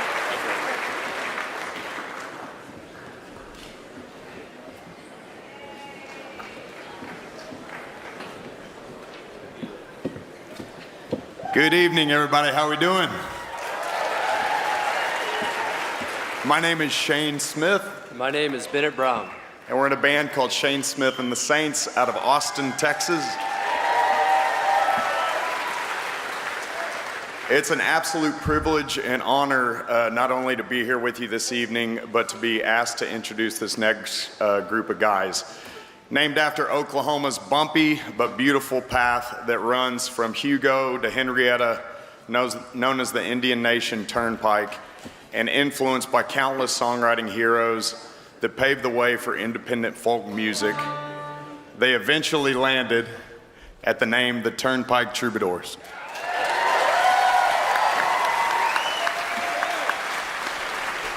Originally founded in the small community of Tahlequah, Oklahoma, just over an hour east of Tulsa, the band is comprised of frontman and primary songwriter Evan Felker, R.C. Edwards on bass guitar,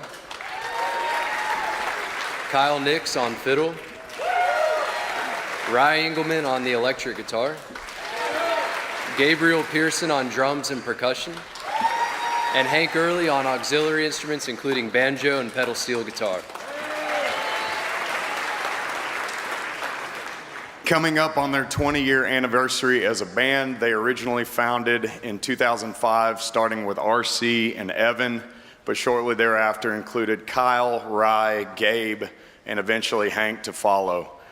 Early on in their careers, they decided to take on what some might call a more difficult and challenging path by forming their own independent record label called Bossier City Records, which eventually would become their conduit of releasing over 6 studio albums, which have collectively, by the way, generated well over 2 billion on demand streams, not including radio or physical units sold, all without the help of being signed to any major label.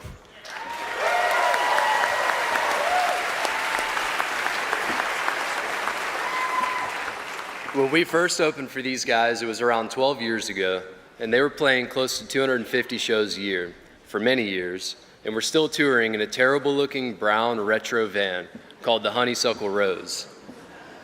With a decent-sized hole in the floor. You could literally watch the road pass you by about 18 inches below your feet.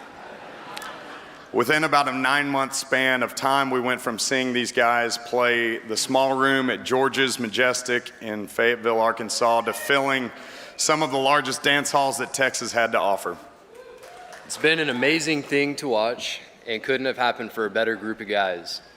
From songs like The Bird Hunters to Diamonds and Gasoline, Good Lord Lori, and Tornado Warning, Turnpike has never ceased to drop what most bands might call their masterpiece, over and over and over again. Whether you're falling in love, getting your heart broken, or hopping in a truck to go out with your buddies, the catalog of songs that these gentlemen have composed truly encapsulates the human spirit and can connect with anyone during any stage of their life. From telling countless original stories through songs to bringing new life into a John Hartford classic, the recordings they've released and songs they've written have and will continue to stand the test of time across so many different genres and generations.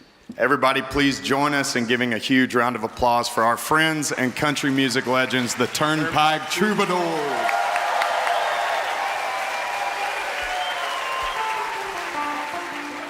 Empty promises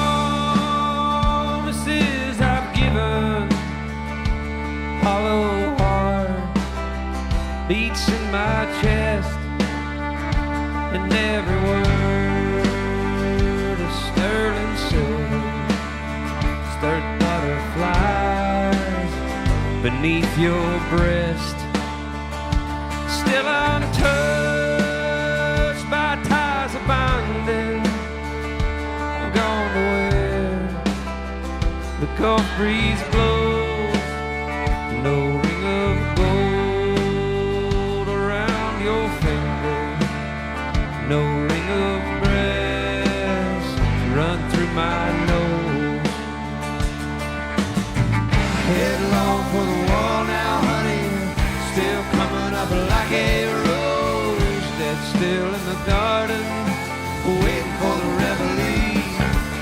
And the dawn is yet to dry the dew from off my Sunday clothes. That mean old sun better rise up soon if it's ever gonna set on me. Hear the song she sang in darkness, cheerful fair and free and fine.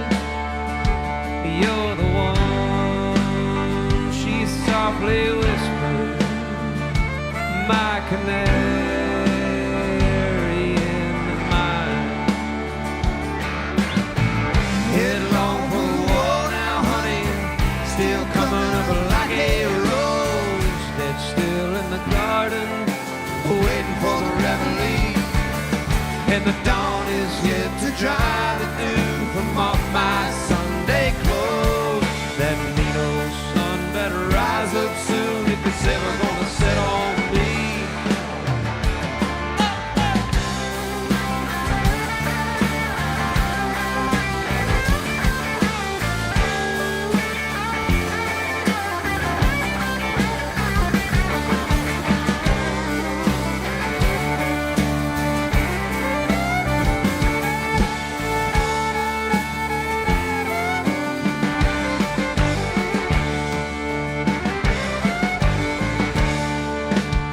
Well, I met a man, pale gray with wisdom, who told me fate will come collect.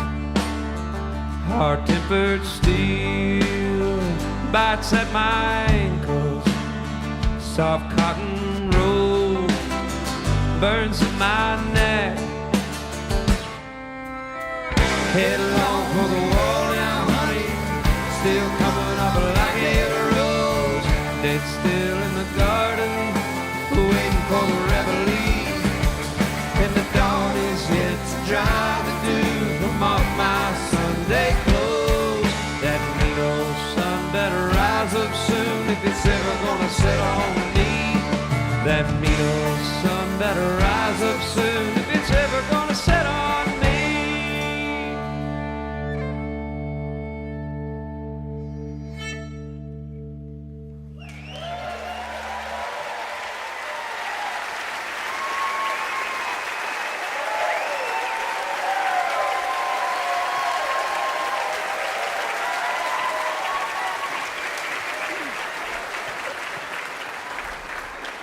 Once more for the Turnpike Troubadours. Awesome.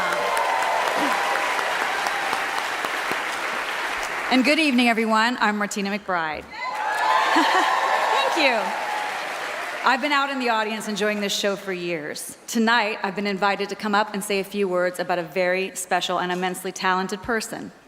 10 years ago, I made an album that was dear to my heart.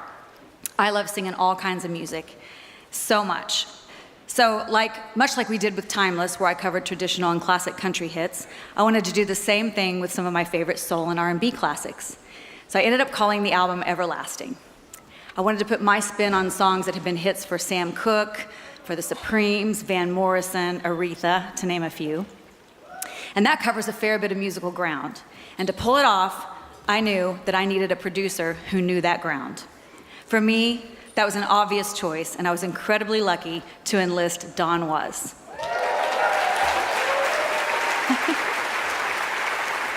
Y'all recognize him as the bass player in the house band, yeah.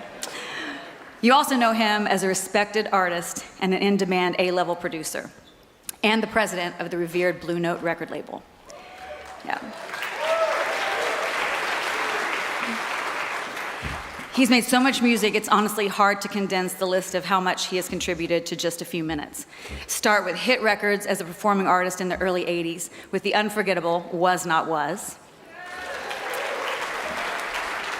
And then a ton of important albums as a producer, including Bonnie Raitt, the Rolling Stones, Bob Dylan, Elton John and Leon Russell, Old Crow Medicine Show, John Mayer, Benmont Tench, Iggy Pop, Ziggy Marley, the B-52s, Lucinda Williams, Brian Wilson, Chris Christopherson, Ringo Starr, Willie Nelson, Delbert McClinton, Elizabeth Cook, Neil Diamond, Hootie and the Blowfish, the Chieftains, the Black Crowes, and Little Ol' Me.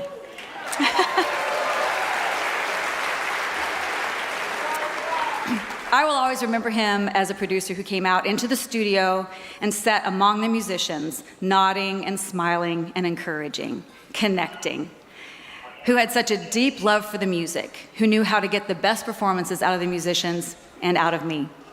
There's a reason he has worked with such a diverse group of people. Don genuinely loves music. He's an incredibly respected and musical musician. He's an amazing storyteller who has many stories left to tell as he is out on the road with Don Was and the Pan Detroit Ensemble, a group of stellar jazz musicians from his beloved hometown of Detroit through the end of September. So let's give the bass player some love. I'm thrilled beyond words to give the Americana Musical, I'm so thrilled I can't speak. I'm thrilled beyond words to give the Americana Music Association's 2024 Lifetime Achievement Award to the incredible Don Was.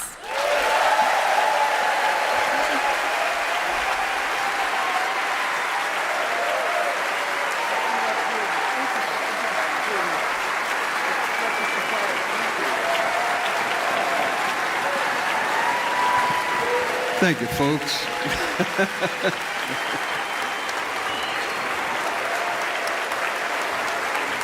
Thank you very much. And Martina, thank you so much for being here tonight, and thank you for the kind words. I'm really, really touched you're here today. Back in 1966, I was 14 years old. I was living in Detroit, and one terrible Sunday, my mom made me run errands with her when I wanted to be hanging out with my friends. And I was driving around with her just being a grumpy, miserable, obnoxious kid. And she finally gave up, stopped dragging me into stores, and she just left me in the car with the keys and told me to play with the radio. And I started messing with the dial, and I stumbled upon the Detroit jazz station, WCHD. And I heard a song, which I later learned was a Blue Note track by a guy named Joe Henderson. It's called Mode for Joe. Let's hear it for Joe Henderson. That's Americana too. So I landed on the station just as the sax solo was beginning, and it happens at about 46 seconds into the song, if you want to check it out. I never heard anything like this in my life before, man. He was making these anguished cries on the sax. It's like,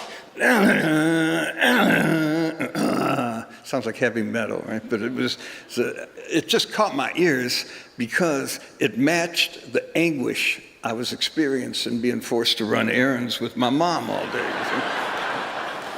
But about 20 seconds into the solo, the drummer, a guy named Joe Chambers, he starts swinging on the ride cymbal, and eventually Joe Henderson calms down and he joins him and he starts, grooving like crazy.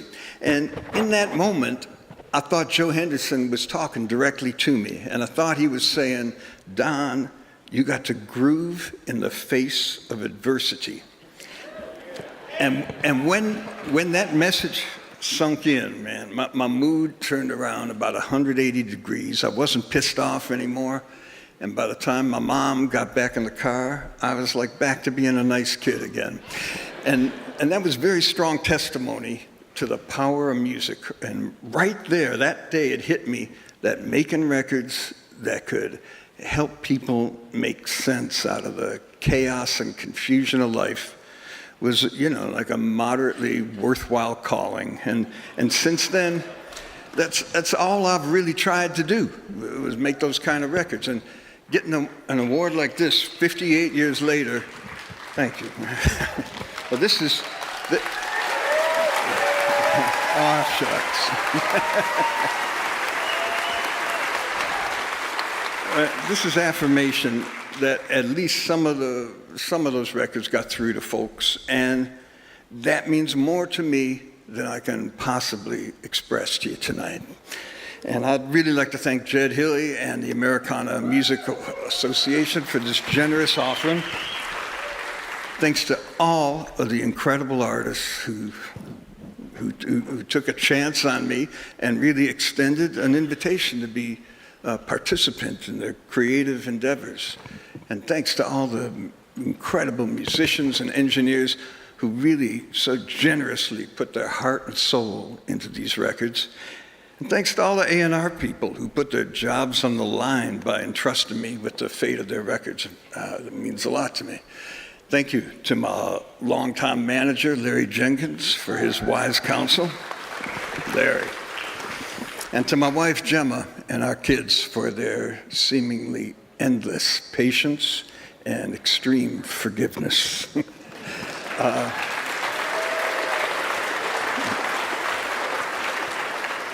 It's weird, at 72, I feel a bit young to be receiving a Lifetime Achievement Award, because I know, in my heart, I know that there's still a lot more to learn, there's a whole lot more adventure awaiting, and the best is still yet to come. But thank you very much.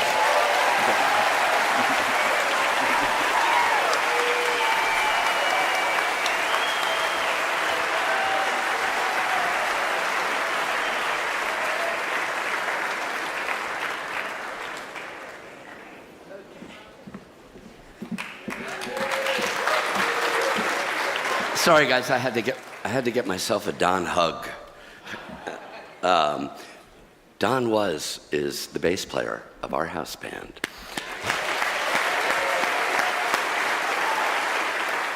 And an extraordinary member of our community. And thank you, Don, for embracing us as we embrace you. My name is Jed Hilly. It is my honor to serve this community as executive director of the now 25-year-old Americana Music Association. You've heard some stories about where we've come from. 1999, 33 crazy, beautiful, passionate people came together to bring this community together. And I am so lucky because I have the distinct pleasure of working with an extension of that original group and a committed board of directors of both our association and our foundation. And I want to particularly thank Kim Bowie, who's serving as our president of our association board, and J.D. May, who stepped in as chairman of our foundation board.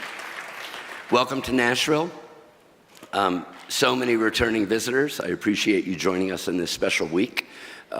Nashville is a vibrant, constantly evolving city. The musicians who live here, the talented artists who've joined us for Americana Fest, once again, 250 bands, 500 plus musicians, so many beautiful fans, industry professionals who's made this come to fruition. A lot of people I have to thank, and I won't get through the entire list, but first and foremost, thank you to everyone here in the magnificent, historically cool Ryman Auditorium, who have patently and professionally made this our home, away from home, every year. I'd also like to thank the Tennessee Department of Tourism for its wonderful support, Nashville Mayor Freddie Johnson, Dina Ivey from the Nashville Convention and Visitors Corporation, and the Metro Event Marketing Committee. Your continuing generosity is more than appreciated. Thank you to Gibson Guitars, who provided us with the magnificent headstocks. You've seen our awards being created out of, to ASCAP, BMI, and CSAC, our broadcast partners, and everyone who has made donations to our charitable and educational foundation. I won't complain if you continue to do so. Mostly, I'm extraordinarily grateful for the staff that I get to work with. I'd like to give it up for Michelle Accolado, who's come back to produce this show again for another, I don't know, a dozen years. Dana Strong, who was the first employee of the Americana Music Association and has been here. And Dana, nobody better to be in a foxhole with, so thank you for that. And the entire team. Thank them all. It's crazy. There's 7 core people in the office. We expanded to 10. We grew with incredible volunteers. We could not do it without you all. But say thank you to the staff as you see them, because they work their ass off. Okay. You came here for music. Me too. This year, they're nominated for the Americana Music Association's 2024 Duo Group of the Year. Please join me in making welcome to the War and Treaty.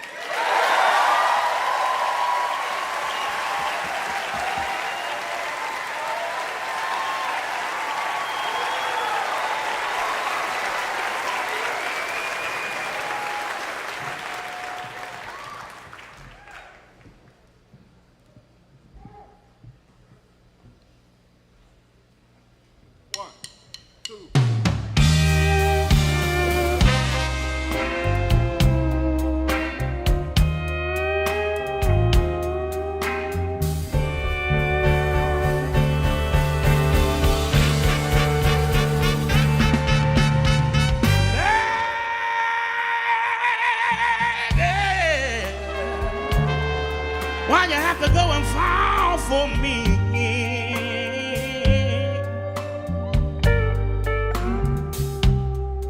Then your poem ever tell you I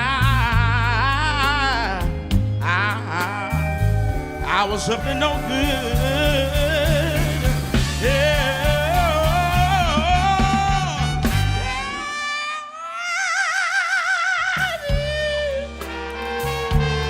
Oh, you have to go and fall for me. Yeah. I'm not the one. Yeah. I'm just Mr.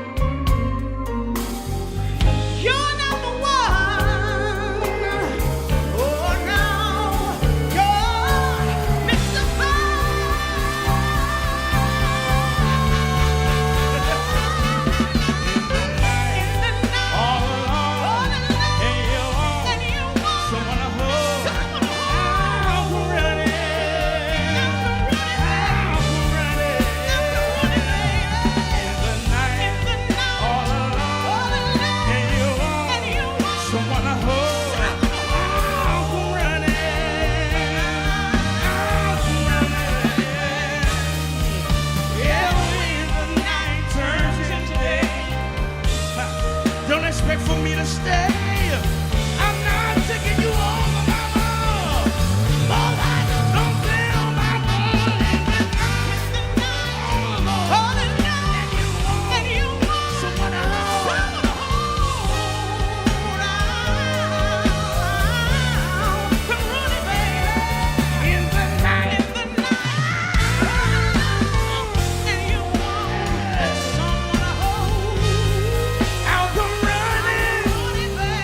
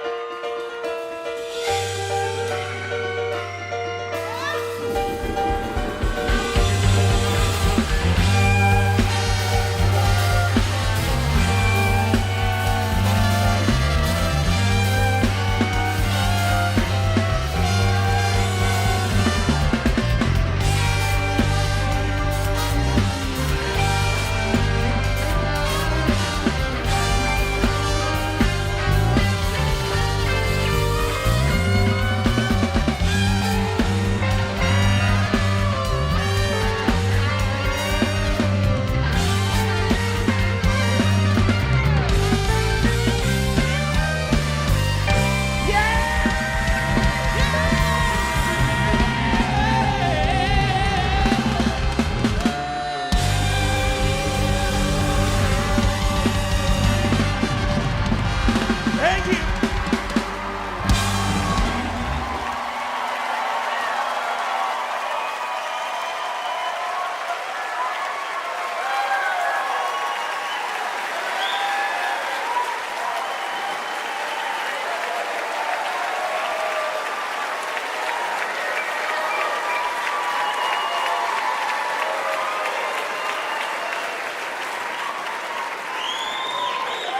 Let's hear for the magnificent Warren Treaty.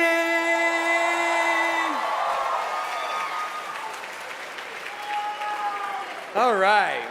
You guys look like you feel good. Does everybody feel good? Everybody relaxed? Sufficiently relaxed? Good, good. Wow. Hi, my name is Michael Grimes. Some of you may know me as Grimy. A few things to say here. After you've outlived your 20s, which is every bit as hard as it looks, there comes a moment when you confront this thing called adulting. Paying rent, hopefully pulling together a mortgage, feeding the family, setting aside a few dollars for college, maybe a few more bucks for the rumor of retirement. The trick is doing all that without giving up your independence, your integrity, or your dreams. That's for everybody here, obviously. 25 years ago, a bunch of us were trying to figure this out. Me, I did the most sensible thing possible. I opened a record store. Because that was definitely the future. And then 5 years later, I opened a club. Because that's a great way to see your kids grow up. And then 10 years later, another club. So 25 years ago, while I was busy making all those solid life choices, a loose group of rebels and entrepreneurs chose to set aside their separate agendas and work together to form this organization, the Americana Music Association. Most of them were people I knew, so I watched what happened and helped out the best that I could. And over a quarter of a century, we first crawled, then walked, and as of 2024, we've never stopped running. So for me, tonight is a celebration of independence. A reminder that regardless of our differences, we can truly work together to build a vibrant community. And if you were wondering, yes, the AMA has made a difference, a huge difference. They have nurtured a radio chart, successfully lobbied for the creation of Grammy categories, which takes a long time and is not easy. I mean, even one for Americana, a definition in the dictionary, even if we won't define the music, even if most of us don't actually use a dictionary anymore. With this show, With this festival, the AMA has created a space for people to follow their dreams and a context in which those dreams might become reality. They've reminded us repeatedly that your age doesn't matter, your gender doesn't matter, your sexual identity doesn't matter, your race doesn't matter. Your music, that matters.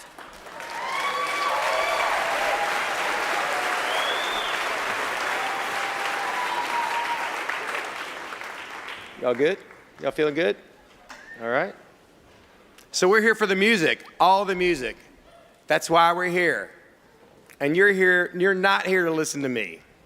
Let's turn the stage over to our next guest.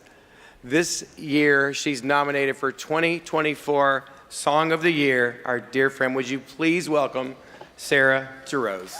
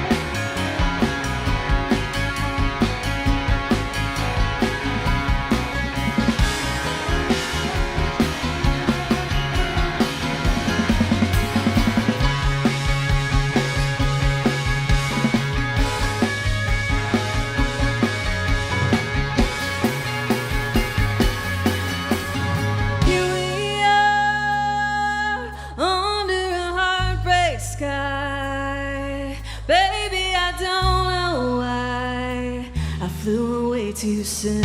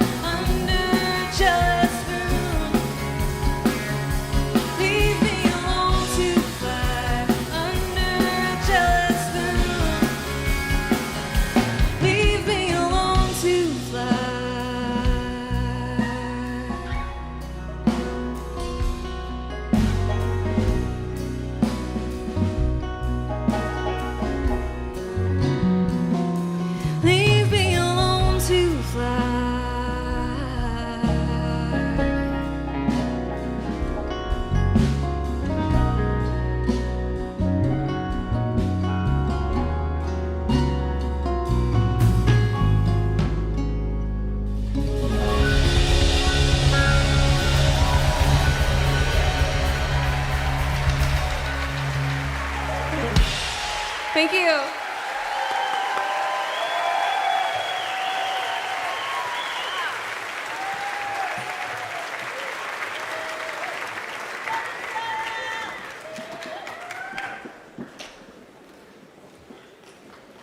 Hello, friends. We're the Lone Bellow. And she is the incomparable, incendiary Sarah Jarosz. For more than a decade into this band, we all know a little something about what it takes to bundle a group of musicians together in a rehearsal space and commit to a song. And then an album, and then a tour, and a smelly van, and then endless hotel rooms about which we shall not speak. Tonight, it is our honor to present the Americana Music Association's 2024 Group/Duo of the Year Award. They're all terrific. They all deserve great things.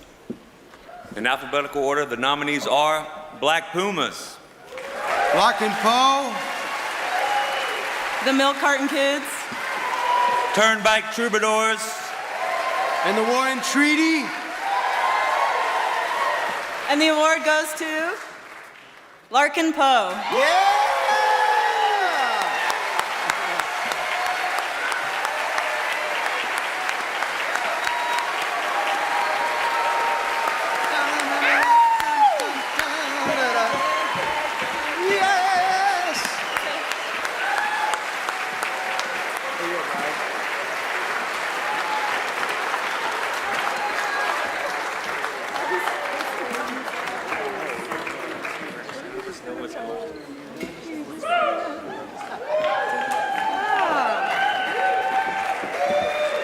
Thank y'all so much.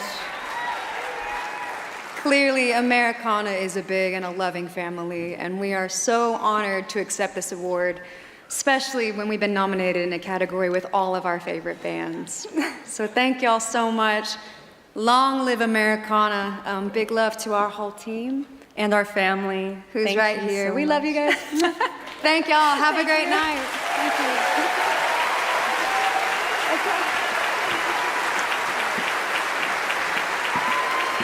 Ladies' night. Okay. Once again, congratulations. Our next artist is nominated for 2024 Song of the Year and 2024 Album of the Year. She is accompanied tonight by SistaStrings.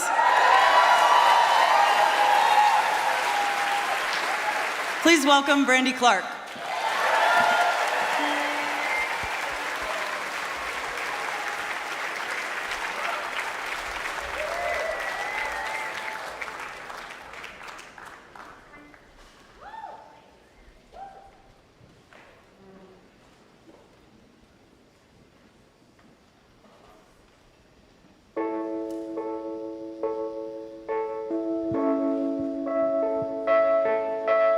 When you're looking for light and all you seem to find is the dark, winter and fall in the middle of May. When your world is out of confetti and your heart is nothing but heavy, and your faith is just like a bluebird that up and flew away. Take mine, I got some I ain't using. Take mine, mine will pull you through it. 'Cause when love was all I needed, God knows you gave me yours. So take mine, take mine, 'cause I see the beauty in you, things that you don't see. are true. When you're scared and your courage is hiding high on a shelf. Take mine, I got some I ain't using. Take mine, mine will pull you through it. 'Cause when love was all I needed, God knows you gave me yours. So take mine,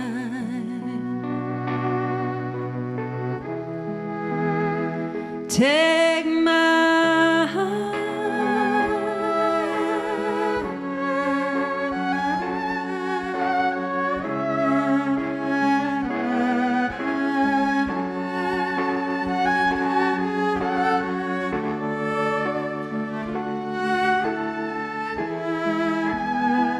Take mine, I got some I ain't using.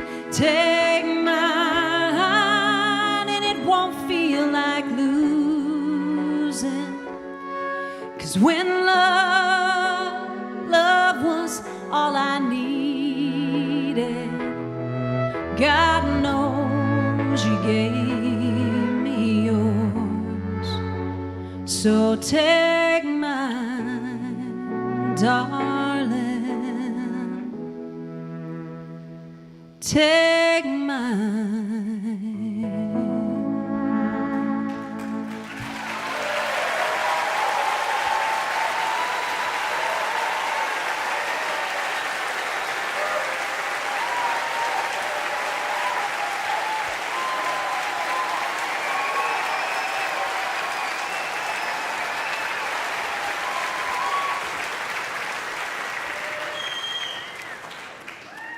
Keep it going for Brandy Clark and SistaStrings, so Take Mine.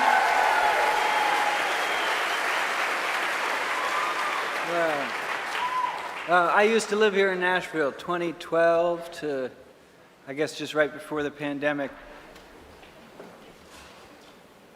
It was an earlier and a drunker time for me, personally. I'm not seeing any of this on the prompter, Kenneth. We're off the tracks now. No, I mean it to say, in East Nashville, in an earlier, drunker time, there were lots of really cool places to go, and really what I think is important culture to have witnessed and to be a part of. And I went to a really awful place on a Tuesday night once that I don't think is there. That Cobra place, did you ever go there? If it's there now, they should close it now. That place was horrible. But one night I was there on a Tuesday night, and it was really late, and there weren't very many people there.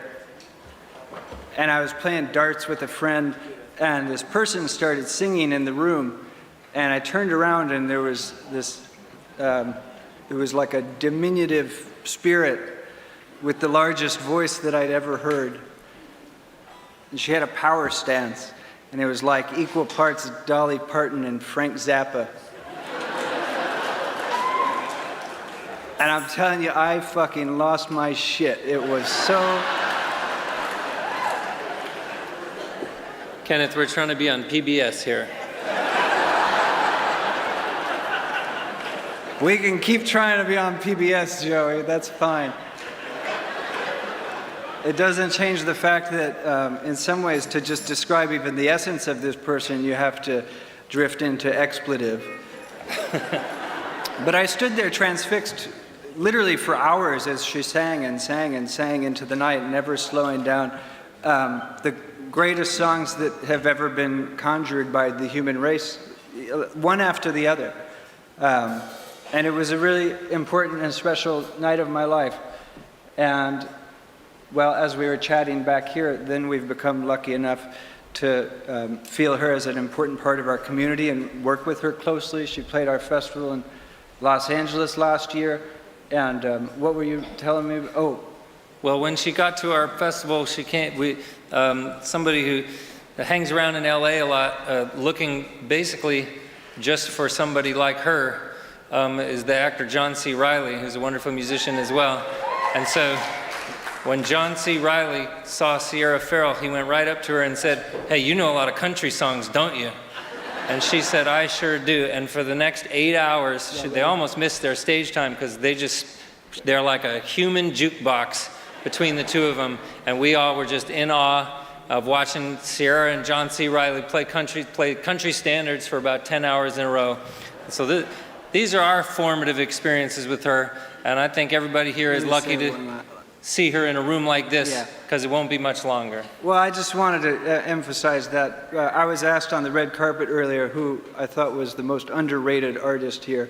And I think all of you in this room, if you don't know Sierra Ferrell and have seen her perform, I would be very surprised.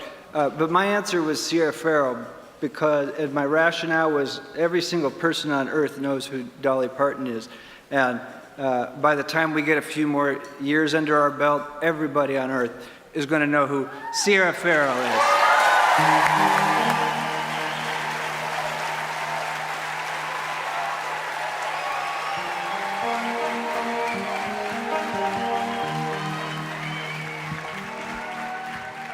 Hello, Nashville.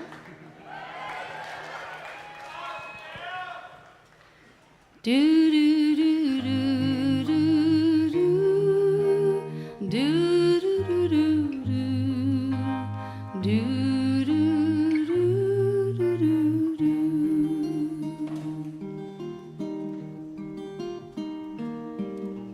Wake up again in an old motel. Is it somewhere different? I can't tell. Every set of curtains opens to the open road. And I'm missing you like Dale. This van is like a prison cell. When I know you have gone with her and I can't go back home. I've been American dreaming. Whoa, whoa. I'm American dreaming. Whoa, whoa. I'm American dreaming. Whoa, whoa. But I never seem to get no rest. I should get some rest today, then pack my bags, be on my way. But my mind's always working on the way it could have been. I'm trying to toe a tightrope line, find a way to feel how fine without drowning in this wine and calling you again. I've been American dreaming. Whoa, whoa, I'm American dreaming. Whoa, whoa, I'm American dreaming. Whoa, whoa, but I never seem to get no rest.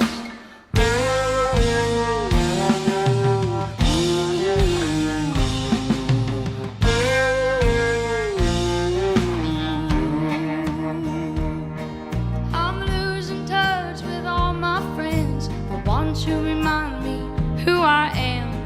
If I could just get back home and pick up right where we left off, I'd take better care of myself. I'd stop drinking from the bottom shelf. But my old wheels keep spinning and I cannot make them stop. I've been American dreaming. Whoa, whoa, I'm American dreaming. Whoa, whoa, I'm American dreaming. Whoa, whoa, but I never seem to get no rest.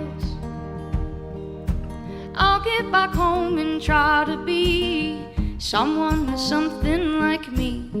But I've forgotten all my angels out here in the wind. I'm sitting out with my mind, meditate to pass the time.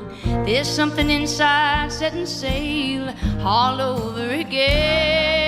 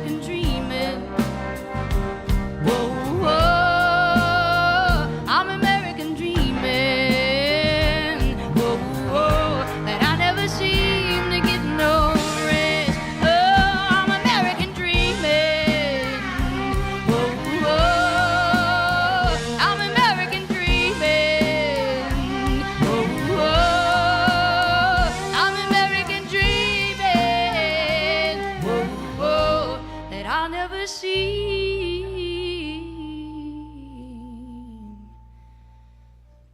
to get no rest.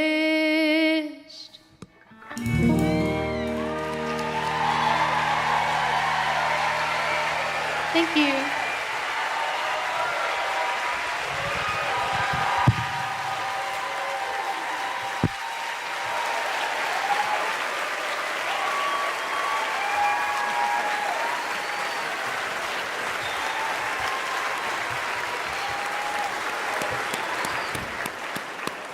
Sierra Ferrell. Sierra's song is called American Dreaming, and I think every one of us who's been on the road chasing that dream can relate. I'm Allison Moore, and I'm here to talk about my big sister and favorite dreamer, Shelby Lynne.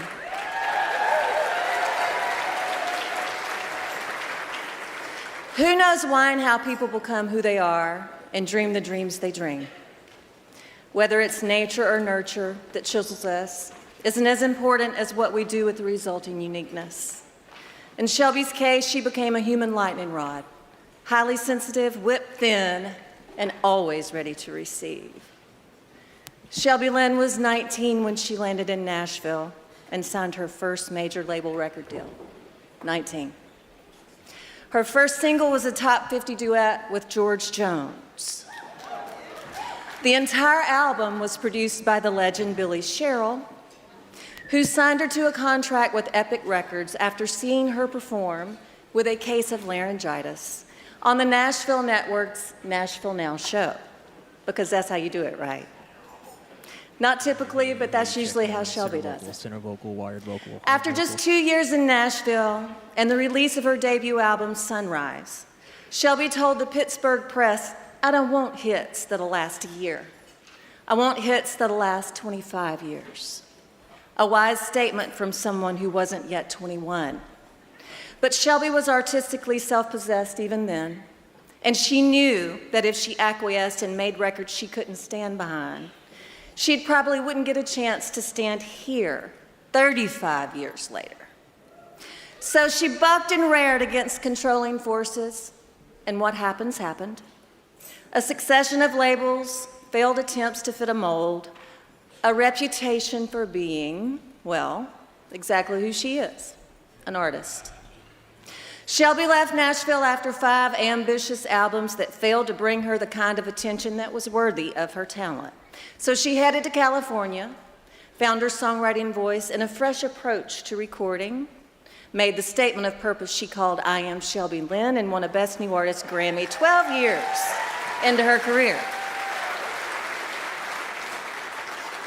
Shelby has always rejected the idea that she and her music had to be anything other than exactly what she wanted to express, and that's why we listen. Khalil Gibran said, "A great singer is he who sings our silences." Through her vulnerability and willingness to show it, Shelby allows us to feel seen and heard, and that, folks, is the job.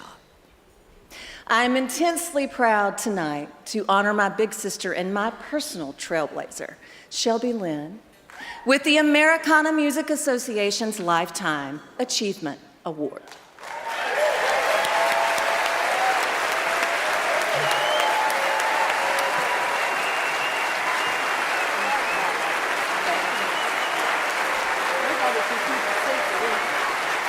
You're supposed to have this. Oh, thank y'all. I sure thank you.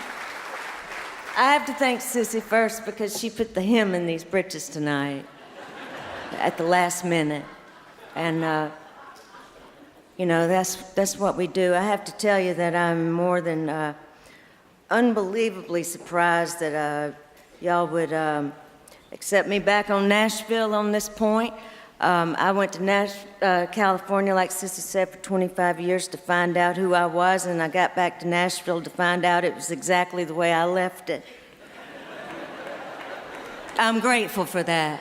I am proud to be a part of Americana because I feel like if I was ever to fit anywhere, it was with the misfits and the storytellers. and the outlaws and the truth tellers, the heartbreakers, the hippies.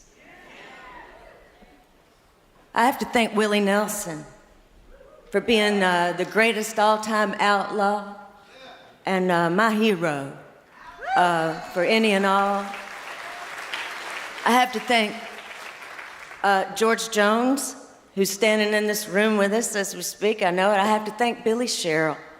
I have to thank everybody at CBS Records in 1988. I have to thank Ralph Emery, TNN. Y'all remember the Nashville network? I mean, I don't care if I'm 56 years old. I'm proud of that shit, man. I'm proud to be a musician. I'm proud to be a songwriter. I'm proud to stand up here on stage with some of the greatest pickers on the planet.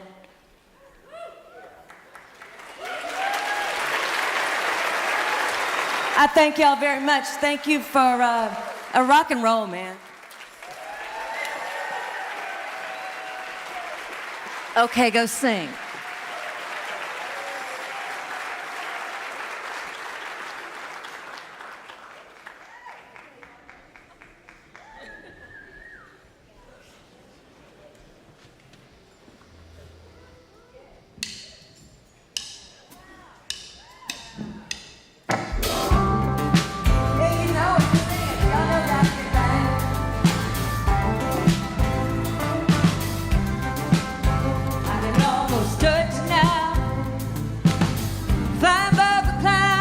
In a big old plane, I can't wait to hold you and see you again and tell you where I've been. I can almost kiss you now. When I close my eyes, I feel your lips on mine. It's so hard to find now what I feel inside for you, yeah. Come on. I gotta get back, do I do, yeah. I gotta get back, I do, yeah. I gotta get back, do I do, come on. Butterflies take control me, why does this airplane go so slowly? Flutter faster, take me home to you, yeah.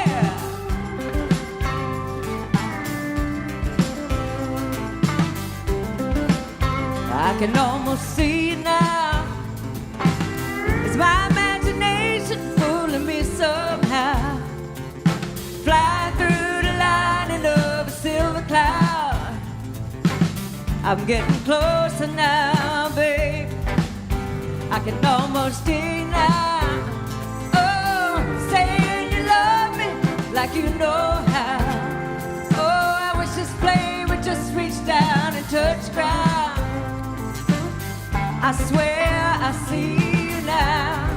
Oh, I gotta get back, do I do, come on. I gotta get back, I do, yeah. I gotta get back, do I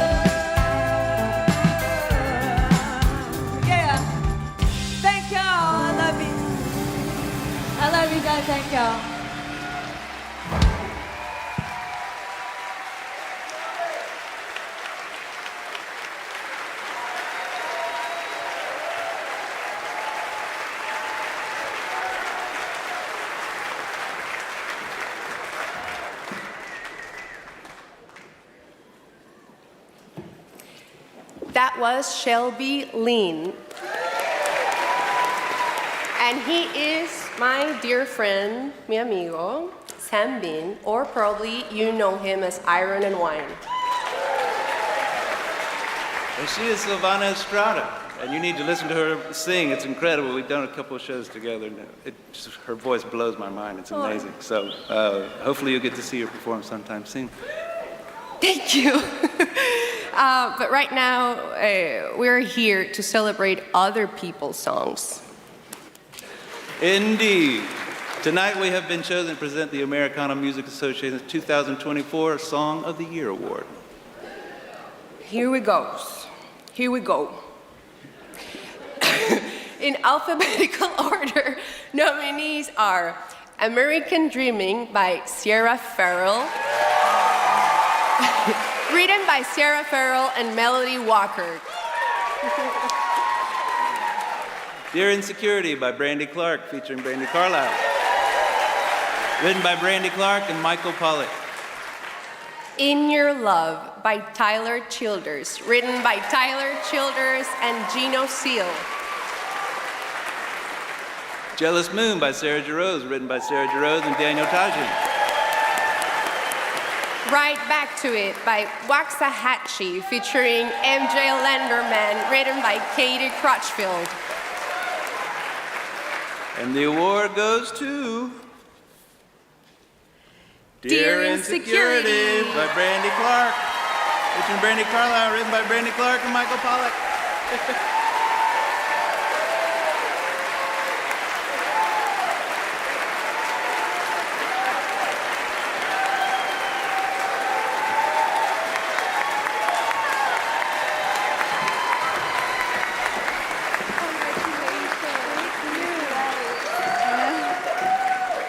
Thank you so much. I want to thank the Americana Music Association. I have struggled most of my career with where my music fits, and you guys have made me feel at home, so thank you so much. I remember at a time when I was really at a low point of not fitting in, Jed Hilley invited me to play Americana Fest, so thank you. Thank you, Warner Records, for your unwavering belief in me. Thank you, Michael Pollack, for writing this song with me. Thank you, Gail Gelman, for fighting for my music to be heard. I see a lot of my champions in the audience tonight, and I just want to say, I saw Leslie Fram earlier. Leslie, you believed in me long before a lot of people did. Tracy Gershon. You know, so many, everybody who played on this record, that song in particular, SistaStrings, who accompanied me, they were on that. And I guess, you know, last but not least, Brandy Carlisle.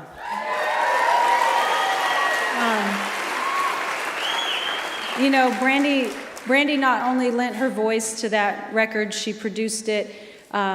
She believed in me and has supported me in this project every step of the way, and that's what I love about Americana music. It is really a family, so thank you so much.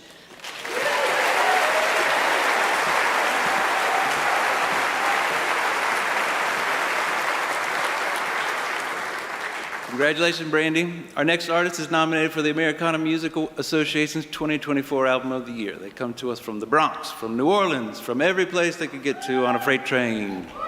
Please welcome Hurray for the Riff Raff.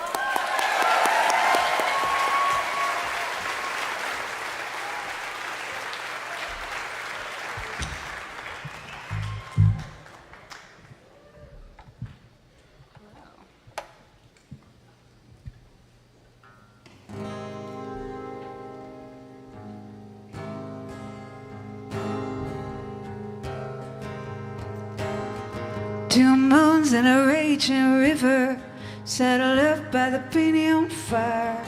Drove out to the edge of the Pueblo, bought a drum from a man who cried. And the children's shoes on the ceiling, and the way that you hold my hand. And I yelled, but I didn't know the reason, and I knew that you'd understand. 2 weeks just to catch the buffalo, 2 weeks just to catch the buffalo. Some things take time, I know things take time, but never do.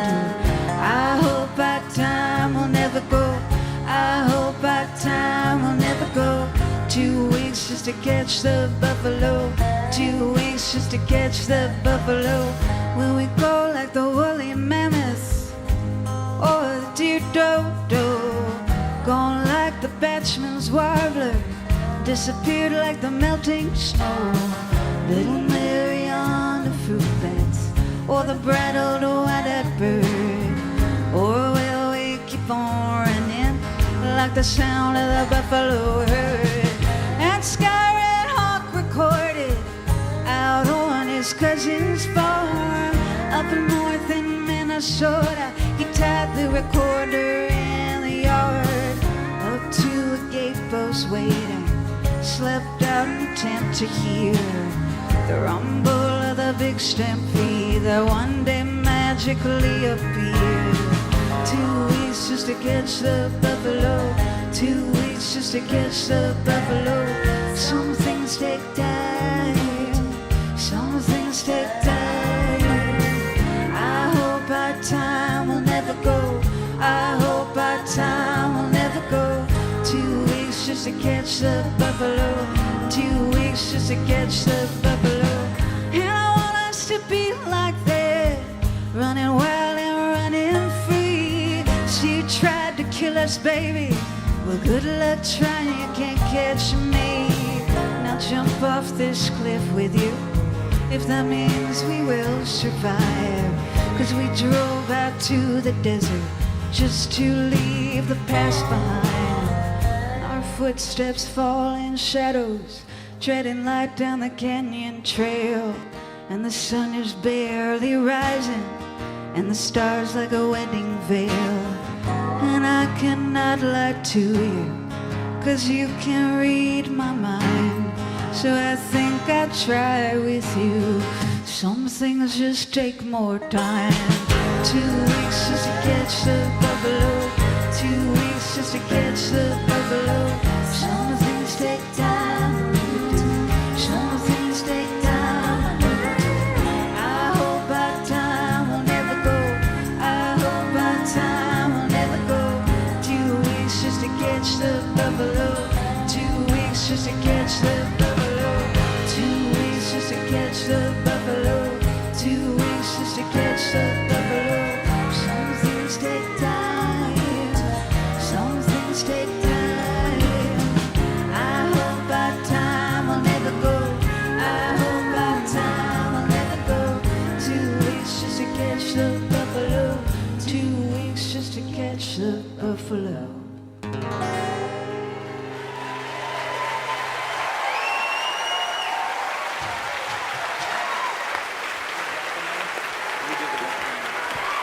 Thank you, Linda. That's Hurray for the Riff Raff. Everybody round of applause.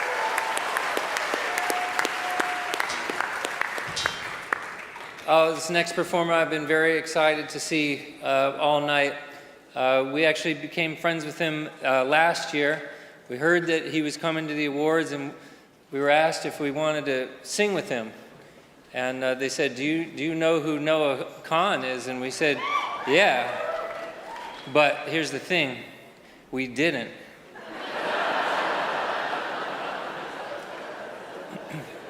But we said, we'll give the youngster a chance.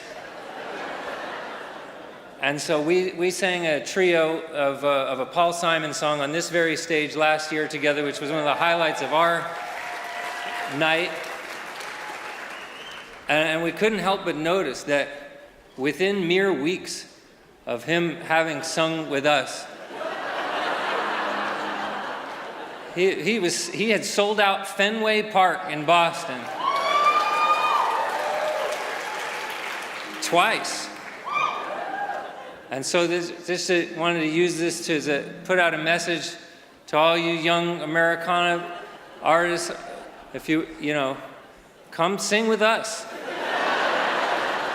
and you'll be on your way to a career just like this next artist. He's nominated for the Americana Music Association's 2024 Artist of the Year Award. Please welcome Noah Kahan.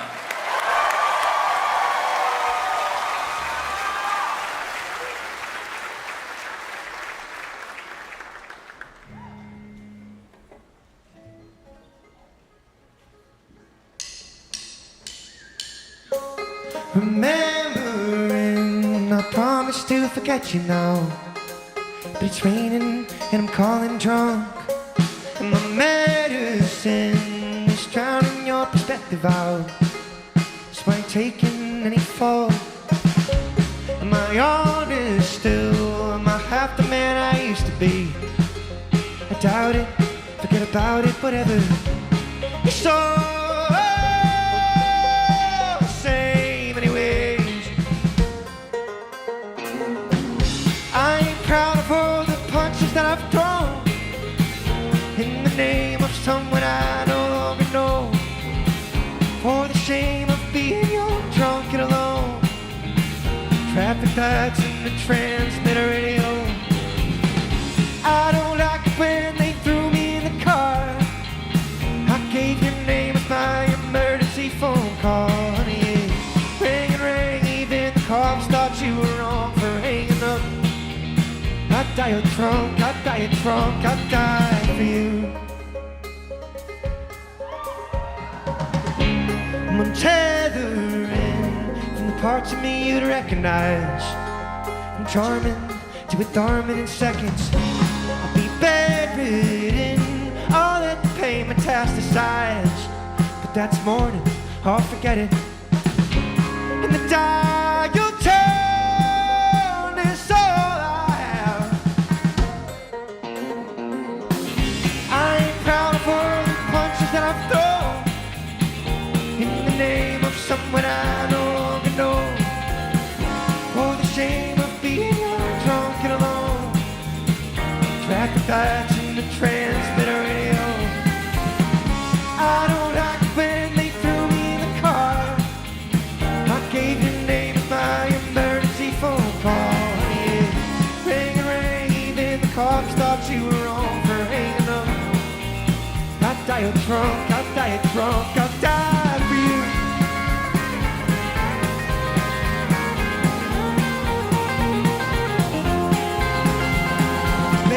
Sir, just let me call. I'll give you my blood alcohol. I'll rock with all the burnouts in the cell. I'll change my faith, I'll praise the flag. Just wait, I swear she'll call me back. Son, are you a danger to yourself? Well, sir, yes sir, just let me call. I'll give you my blood alcohol. I'll rock with all the burnouts in the cell. I'll change my faith, I'll kiss the bad. Just wait, I swear she'll call me back. Son, why do you do this to yourself? And I said, I ain't proud of all the punches that I've thrown in the name of someone I no longer know. For the shame of being young, drunk and alone. Traffic lights in the transmitter radio. I don't like it when they threw me in the car. I gave your name as my emergency phone call. Yeah. Ring and ring, even the cops thought you were wrong for hanging up. I died drunk, I died drunk, I die for you. Thank you.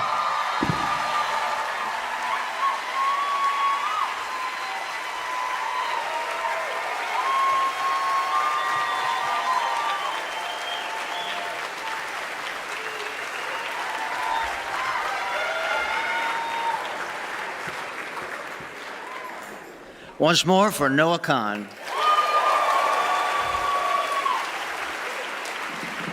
I'm Lucas Nelson. Thank you. Hearing the right song at the right time can make your day. That song, placed within the context of a great album, can sometimes change your life, especially if you're the one who wrote it. Tonight, it's my pleasure to present the Americana Music Association's 2024 Album of the Year. The nominees are Brandy Clark by Brandy Clark, produced by Brandy Carlisle. Rustin' in the Rain by Tyler Childers, produced by Tyler Childers and the Food Stamps. The Past is Still Alive by Hurray for the Riff Raff, produced by Brad Cook. Trail of Flowers, produced by Sierra Ferrell, produced by Sierra Ferrell, produced by Eddie Spear and Gary Pachoza. And The Weather Vanes by Jason Isbell and the 400 Unit, produced by Jason Isbell. And the award goes to Sierra Ferrell, produced by Eddie Spear and Gary Petrosian. Oh, yeah.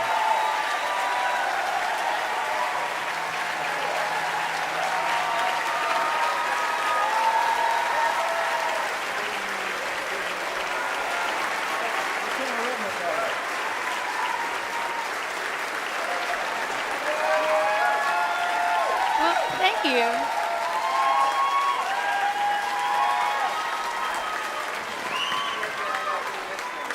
Oh yeah, what did I get? What do we have for her, Johnny?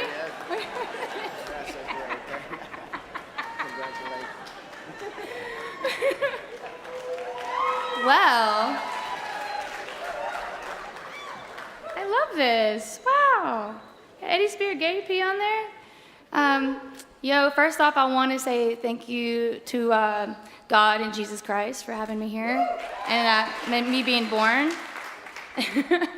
And a shout out to Rounder Records, Gary Petrosa, Eddie Spears, and also Rounder Steph. You know, she watched my cat for me whenever I went on tour.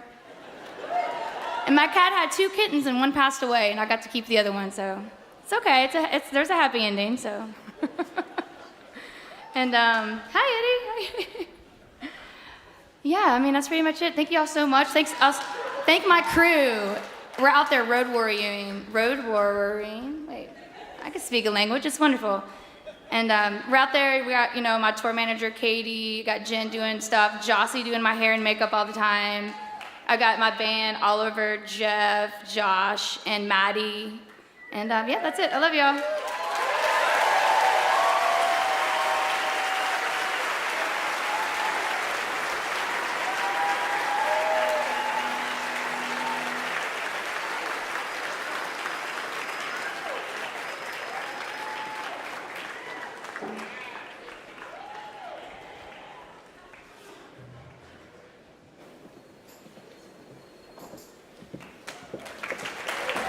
Congratulations.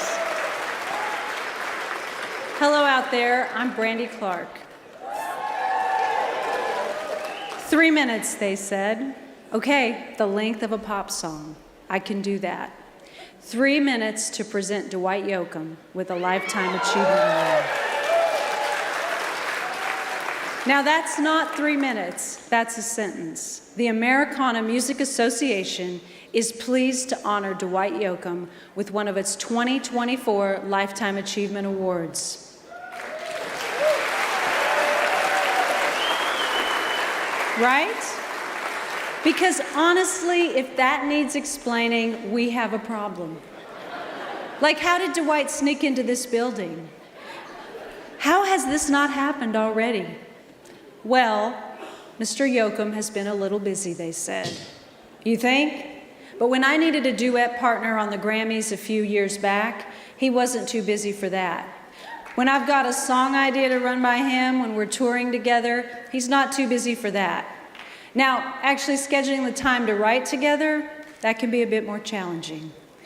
Dwight Yoakam was country when country definitely was not cool.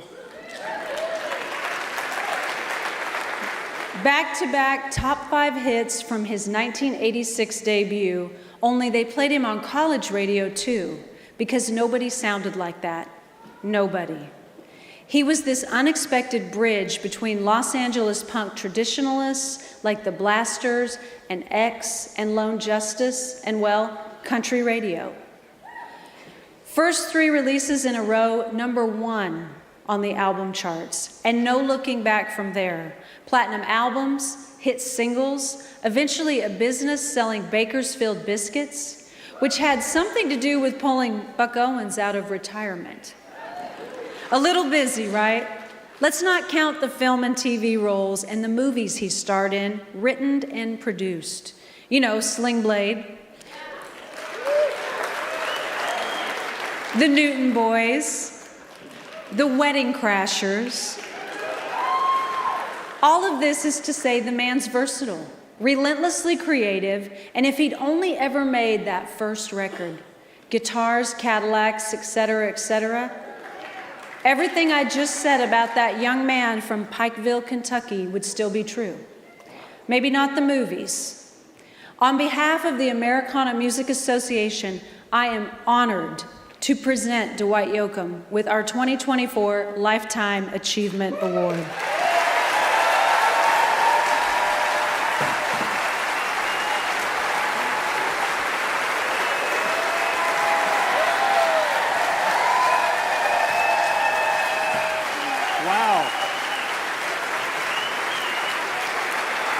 I'd have come sooner if I known you were going to get me this. Sweetheart, thank you. Thank you for doing it.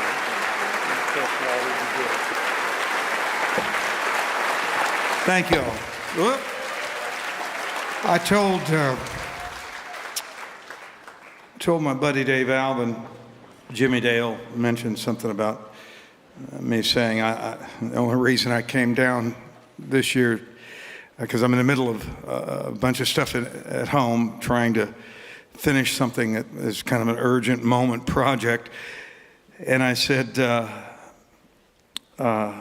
Dave as he came off, when Jimmy had said that the principal reason that I wanted to be here tonight was because I wanted to see Dave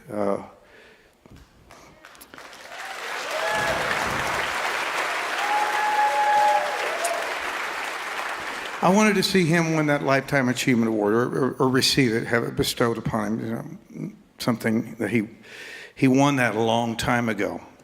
The Americana Awards are just, well, before there was any term Americana, the Blasters were Americana music. Los Lobos was Americana music. The band X, John Doe and Exene were Americana music. But after I saw they gave him a Les Paul, I said, well, there are other reasons to come tonight. And I picked up my own, I think 330 is what this is. No, anyway. I'm flattered, he knows. Jed watched me play my casino poorly over the years. I've been really fortunate. The other thing I want to say about Dave is that without Dave Alvin having come into my life, I don't know where my journey would have taken me. I'm not sure, you know, the twists and turns that lay in front of me at that point would not have turned corners into bright sunlight, maybe, if it hadn't been for Dave Alvin championing me. He came to the Palomino one night and saw me, and I owe him a debt of gratitude forever, along with Pete Anderson, who, anybody that loves great guitar playing and producing, the two of us co-conspired to do something kind of unimaginable back in 1983 when we met, and 84 when we produced, when we put out the first independent LP, the 6-song version of Guitars Cadillacs that Brandy mentioned. That was truly an independent record. So that's why the spirit of the Americana Music Association has always felt at home for me. More so maybe than the commercial world that I succeeded in after that LP was picked up by Warner. But I owe a debt of gratitude again to everybody that ever believed in me and worked with me, and a thanks for the reminder every year when Jed Hilly and the Americana Music Association allows me to participate in anything that they're doing, whether it's in LA at the Grammy Week. They always make room for us to come down and do radio live from the sound checks out there at the Troubadour, and it's part and parcel. The Echo Park crowd, the East Nashville crowd, everything that continues is a through line today. It's the echo return of what Chris Hillman, the great Chris Hillman, who along with Graham Parsons, forged their way ahead. I try to give Chris all the due in the world because he was a bluegrass kid on the West Coast. He was out of Santa Fe Springs down in North San Diego County and grew up playing bluegrass, traditional bluegrass mandolin. And you can hear his show on the Bakersfield Beat and also on the Bluegrass Junction channel. He's got a brand new show on Bluegrass Junction, and he's got the burrito stand, which was, of course, part of the legacy that he and Graham forged ahead with. You know, the inspiration for me were the things that they did. It seems like every decade or so in LA and in Nashville, there is another generation that rediscovers the enormous and profound impact that the purity of early country music, blues, rock and roll, soul, all of it can have on their peers and a brand new audience. So the Americana Music Association manages to keep me in touch with that every year on different levels, and the Outlaw Channel, everything that goes on there, and I'm extremely flattered that they would. The only place I've ever won an Artist of the Year award was the Americana Awards. So thank you all very much for being so kind to me and for giving me this award tonight. And it's doubly special because, as I've said in the last couple of years, it feels like I'm a fortunate guy in that I'm getting to live my life in reverse. I have a little 4-year-old boy and my beautiful wife with me tonight. And so to them, forever and ever, from before I ever knew them to now and beyond, thank you, Emily. Thank you, Dalton. I love you. And this award's in no small part because of you, even before I ever knew you. So thank you all very, very much. And I appreciate it. Love you. Thank you for giving it to me.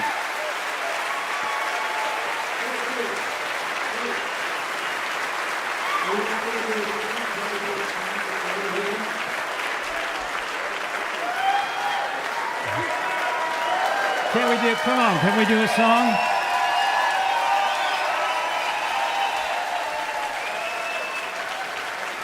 Dwight Yoakam's in the house. We have to do a song.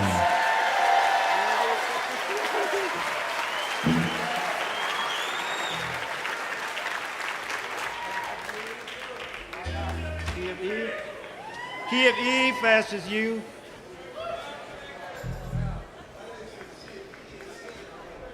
This side of the stage will do C, we'll do E. As much as we're fading it. Hello. Yeah. There. Hello. Hello. Hello. You can hear me? Well, that's all that matters. Oh, man. I said, as much as we feigned that I wasn't going to do this, and he said, key is C, I said, that's not what we rehearsed. So I brought, there's just a little bit of Hollywood for you tonight. I mean,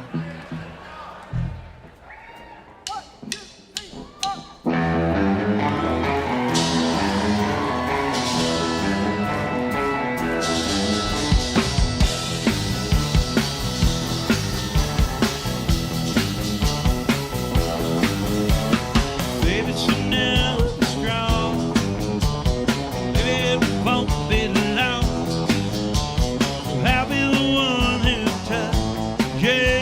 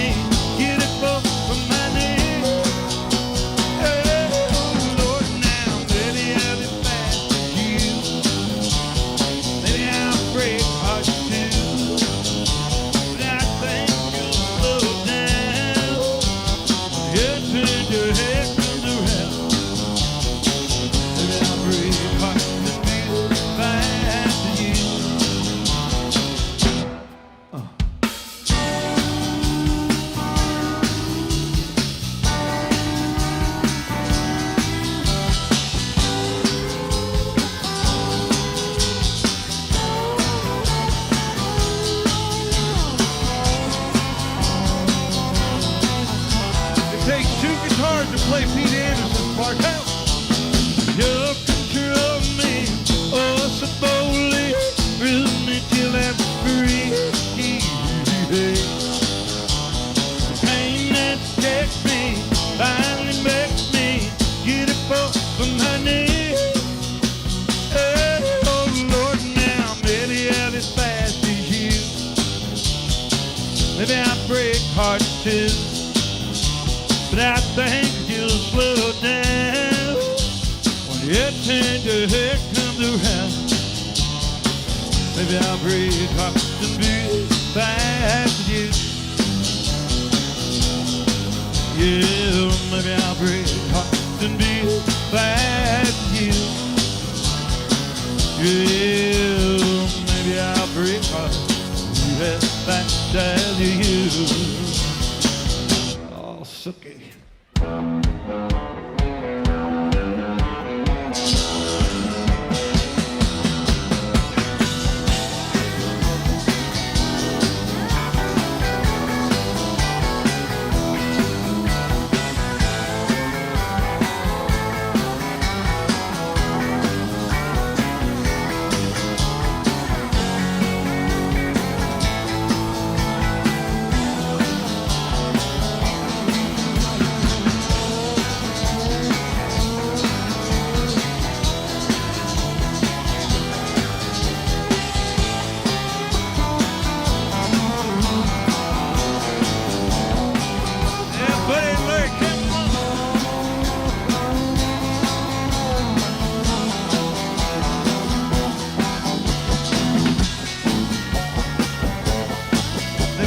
Real strong, we won't be long. See, I'll be the one that's tough. You'll be the one that's got it rough. But it won't be long, baby. Maybe I'll be real.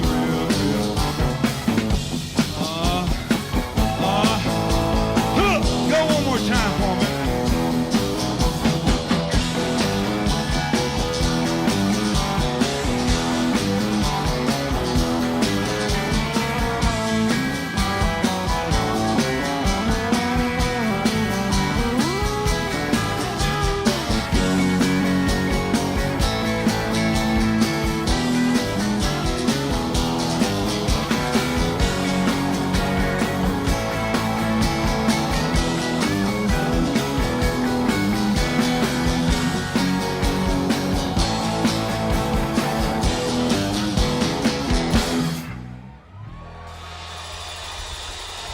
Thank you, guys. Buddy, Larry, thank you, Paul.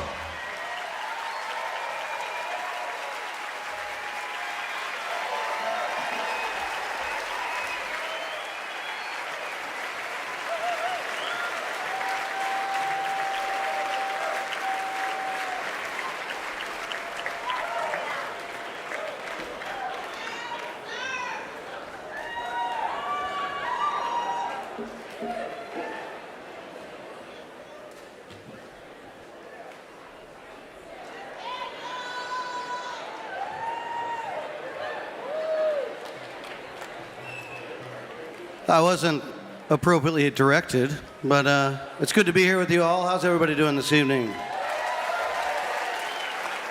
Big round of applause for Dwight Yoakam, everybody, please.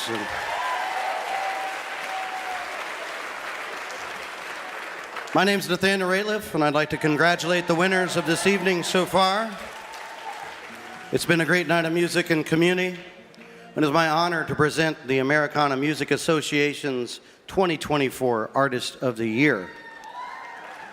And after that, we'll watch a little history being made to cap off this terrific evening. So, in alphabetical order, the nominees are... Oh, wait. I wasn't supposed to open that quite yet. I almost really ruined the surprise. So, in alphabetical order, the nominees are Tyler Childress, Charlie Crockett, Sierra Ferrell, Noah Kahn,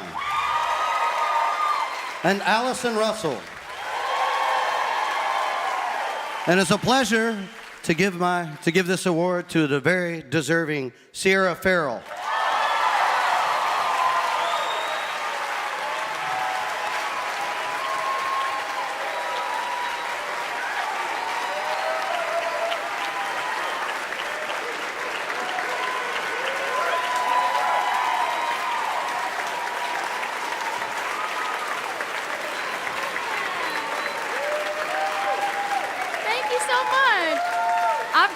opened for him before. This is amazing. And I've already been up here, so I won't take your time too much more, but I just want to give a shout out to my bookers, Keith and Yitzy. I think I saw there. And Bobby, who does a lot of she does like helps with like a lot of the clothes, and she like does a lot of the photography and the the design. So I want to give a shout out to my friend Bobby. There she is. And also Jen, my good friend Jen, who keeps the wheels rolling, y'all. Like, if it was not for Jen, I would not be able to keep doing this. That's all I have to say about that. I love you all.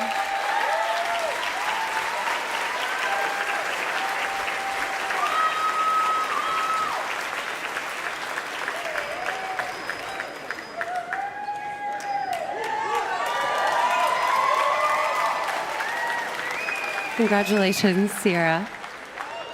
But wait, y'all, there's more. I am Margot Price. Every year we bring everybody back out here to do one more song together, but tonight we're going to do something even greater. 50 years ago, an album simply titled Grievous Angel came out.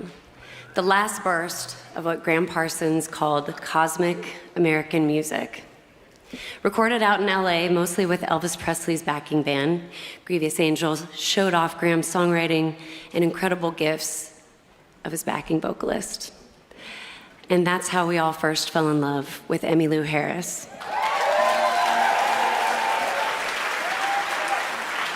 To paraphrase Willie Nelson, there's two kinds of people in this world, those who are in love with Emmylou and those who haven't met her. There's a founding document of Americana. Our music pulls together all kinds of different traditions. We don't do well with artificial limits, but if there were a founding voice, or maybe a patron saint, it would be Emmylou Harris.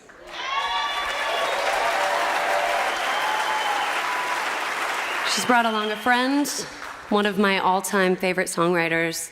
Please welcome to the stage, singing Return of Grievous Angel, Emmylou Harris and Rodney Crowell.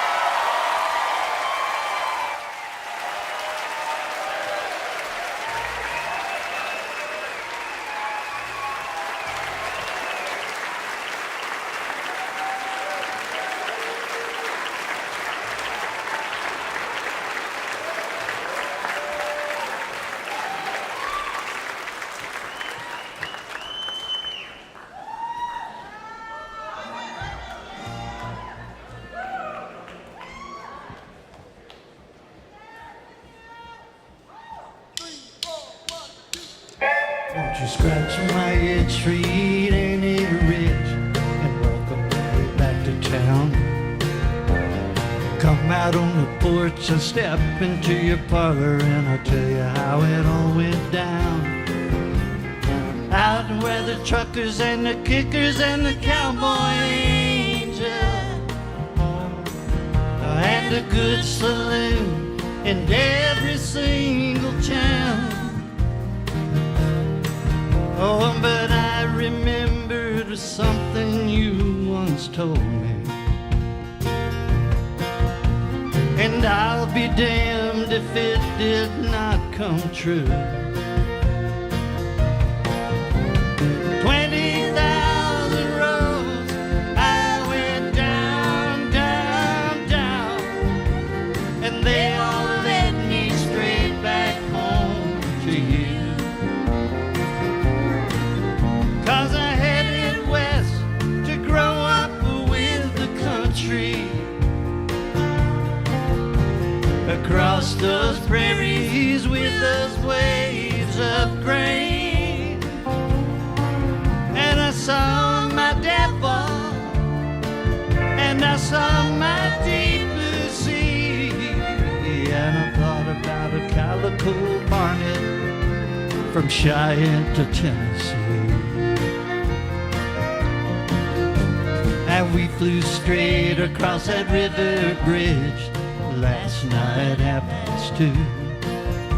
Switchman waved his lantern goodbye and good day as we went rolling through. Billboards and truck stops passed by the Grievous Angel, and now I know just what I have to do. Play it.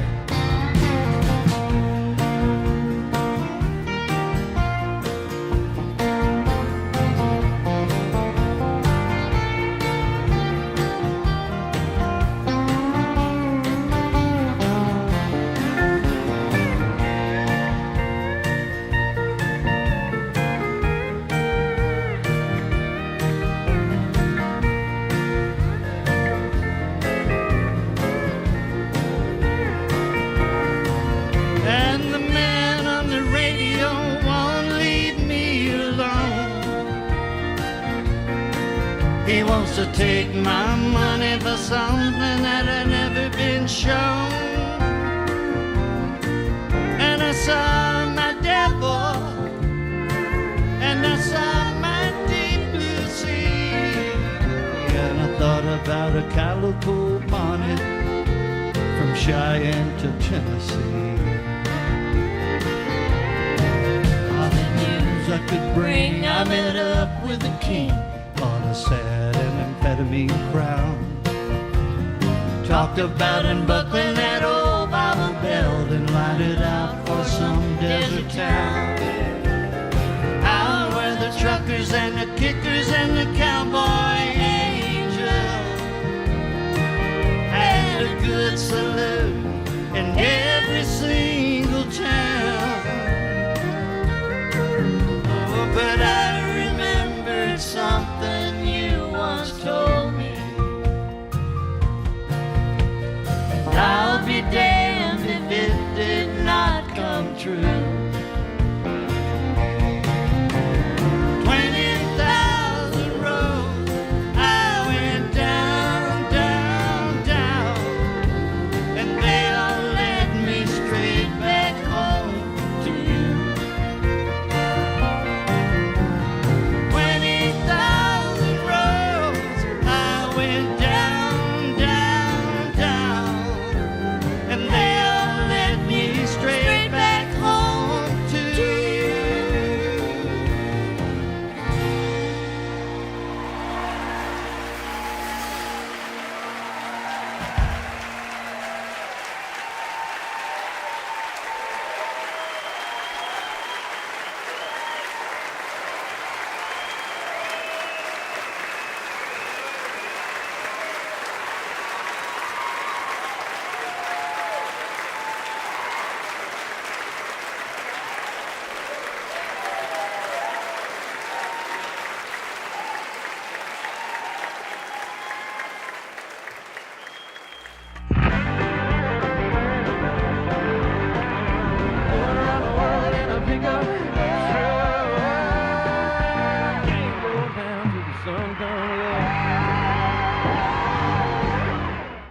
Well, you've been away. We've been busy. Cooking. Come on back. I'm designing. Whenever you're ready. And recording. Come on back. Come on back. So come on back.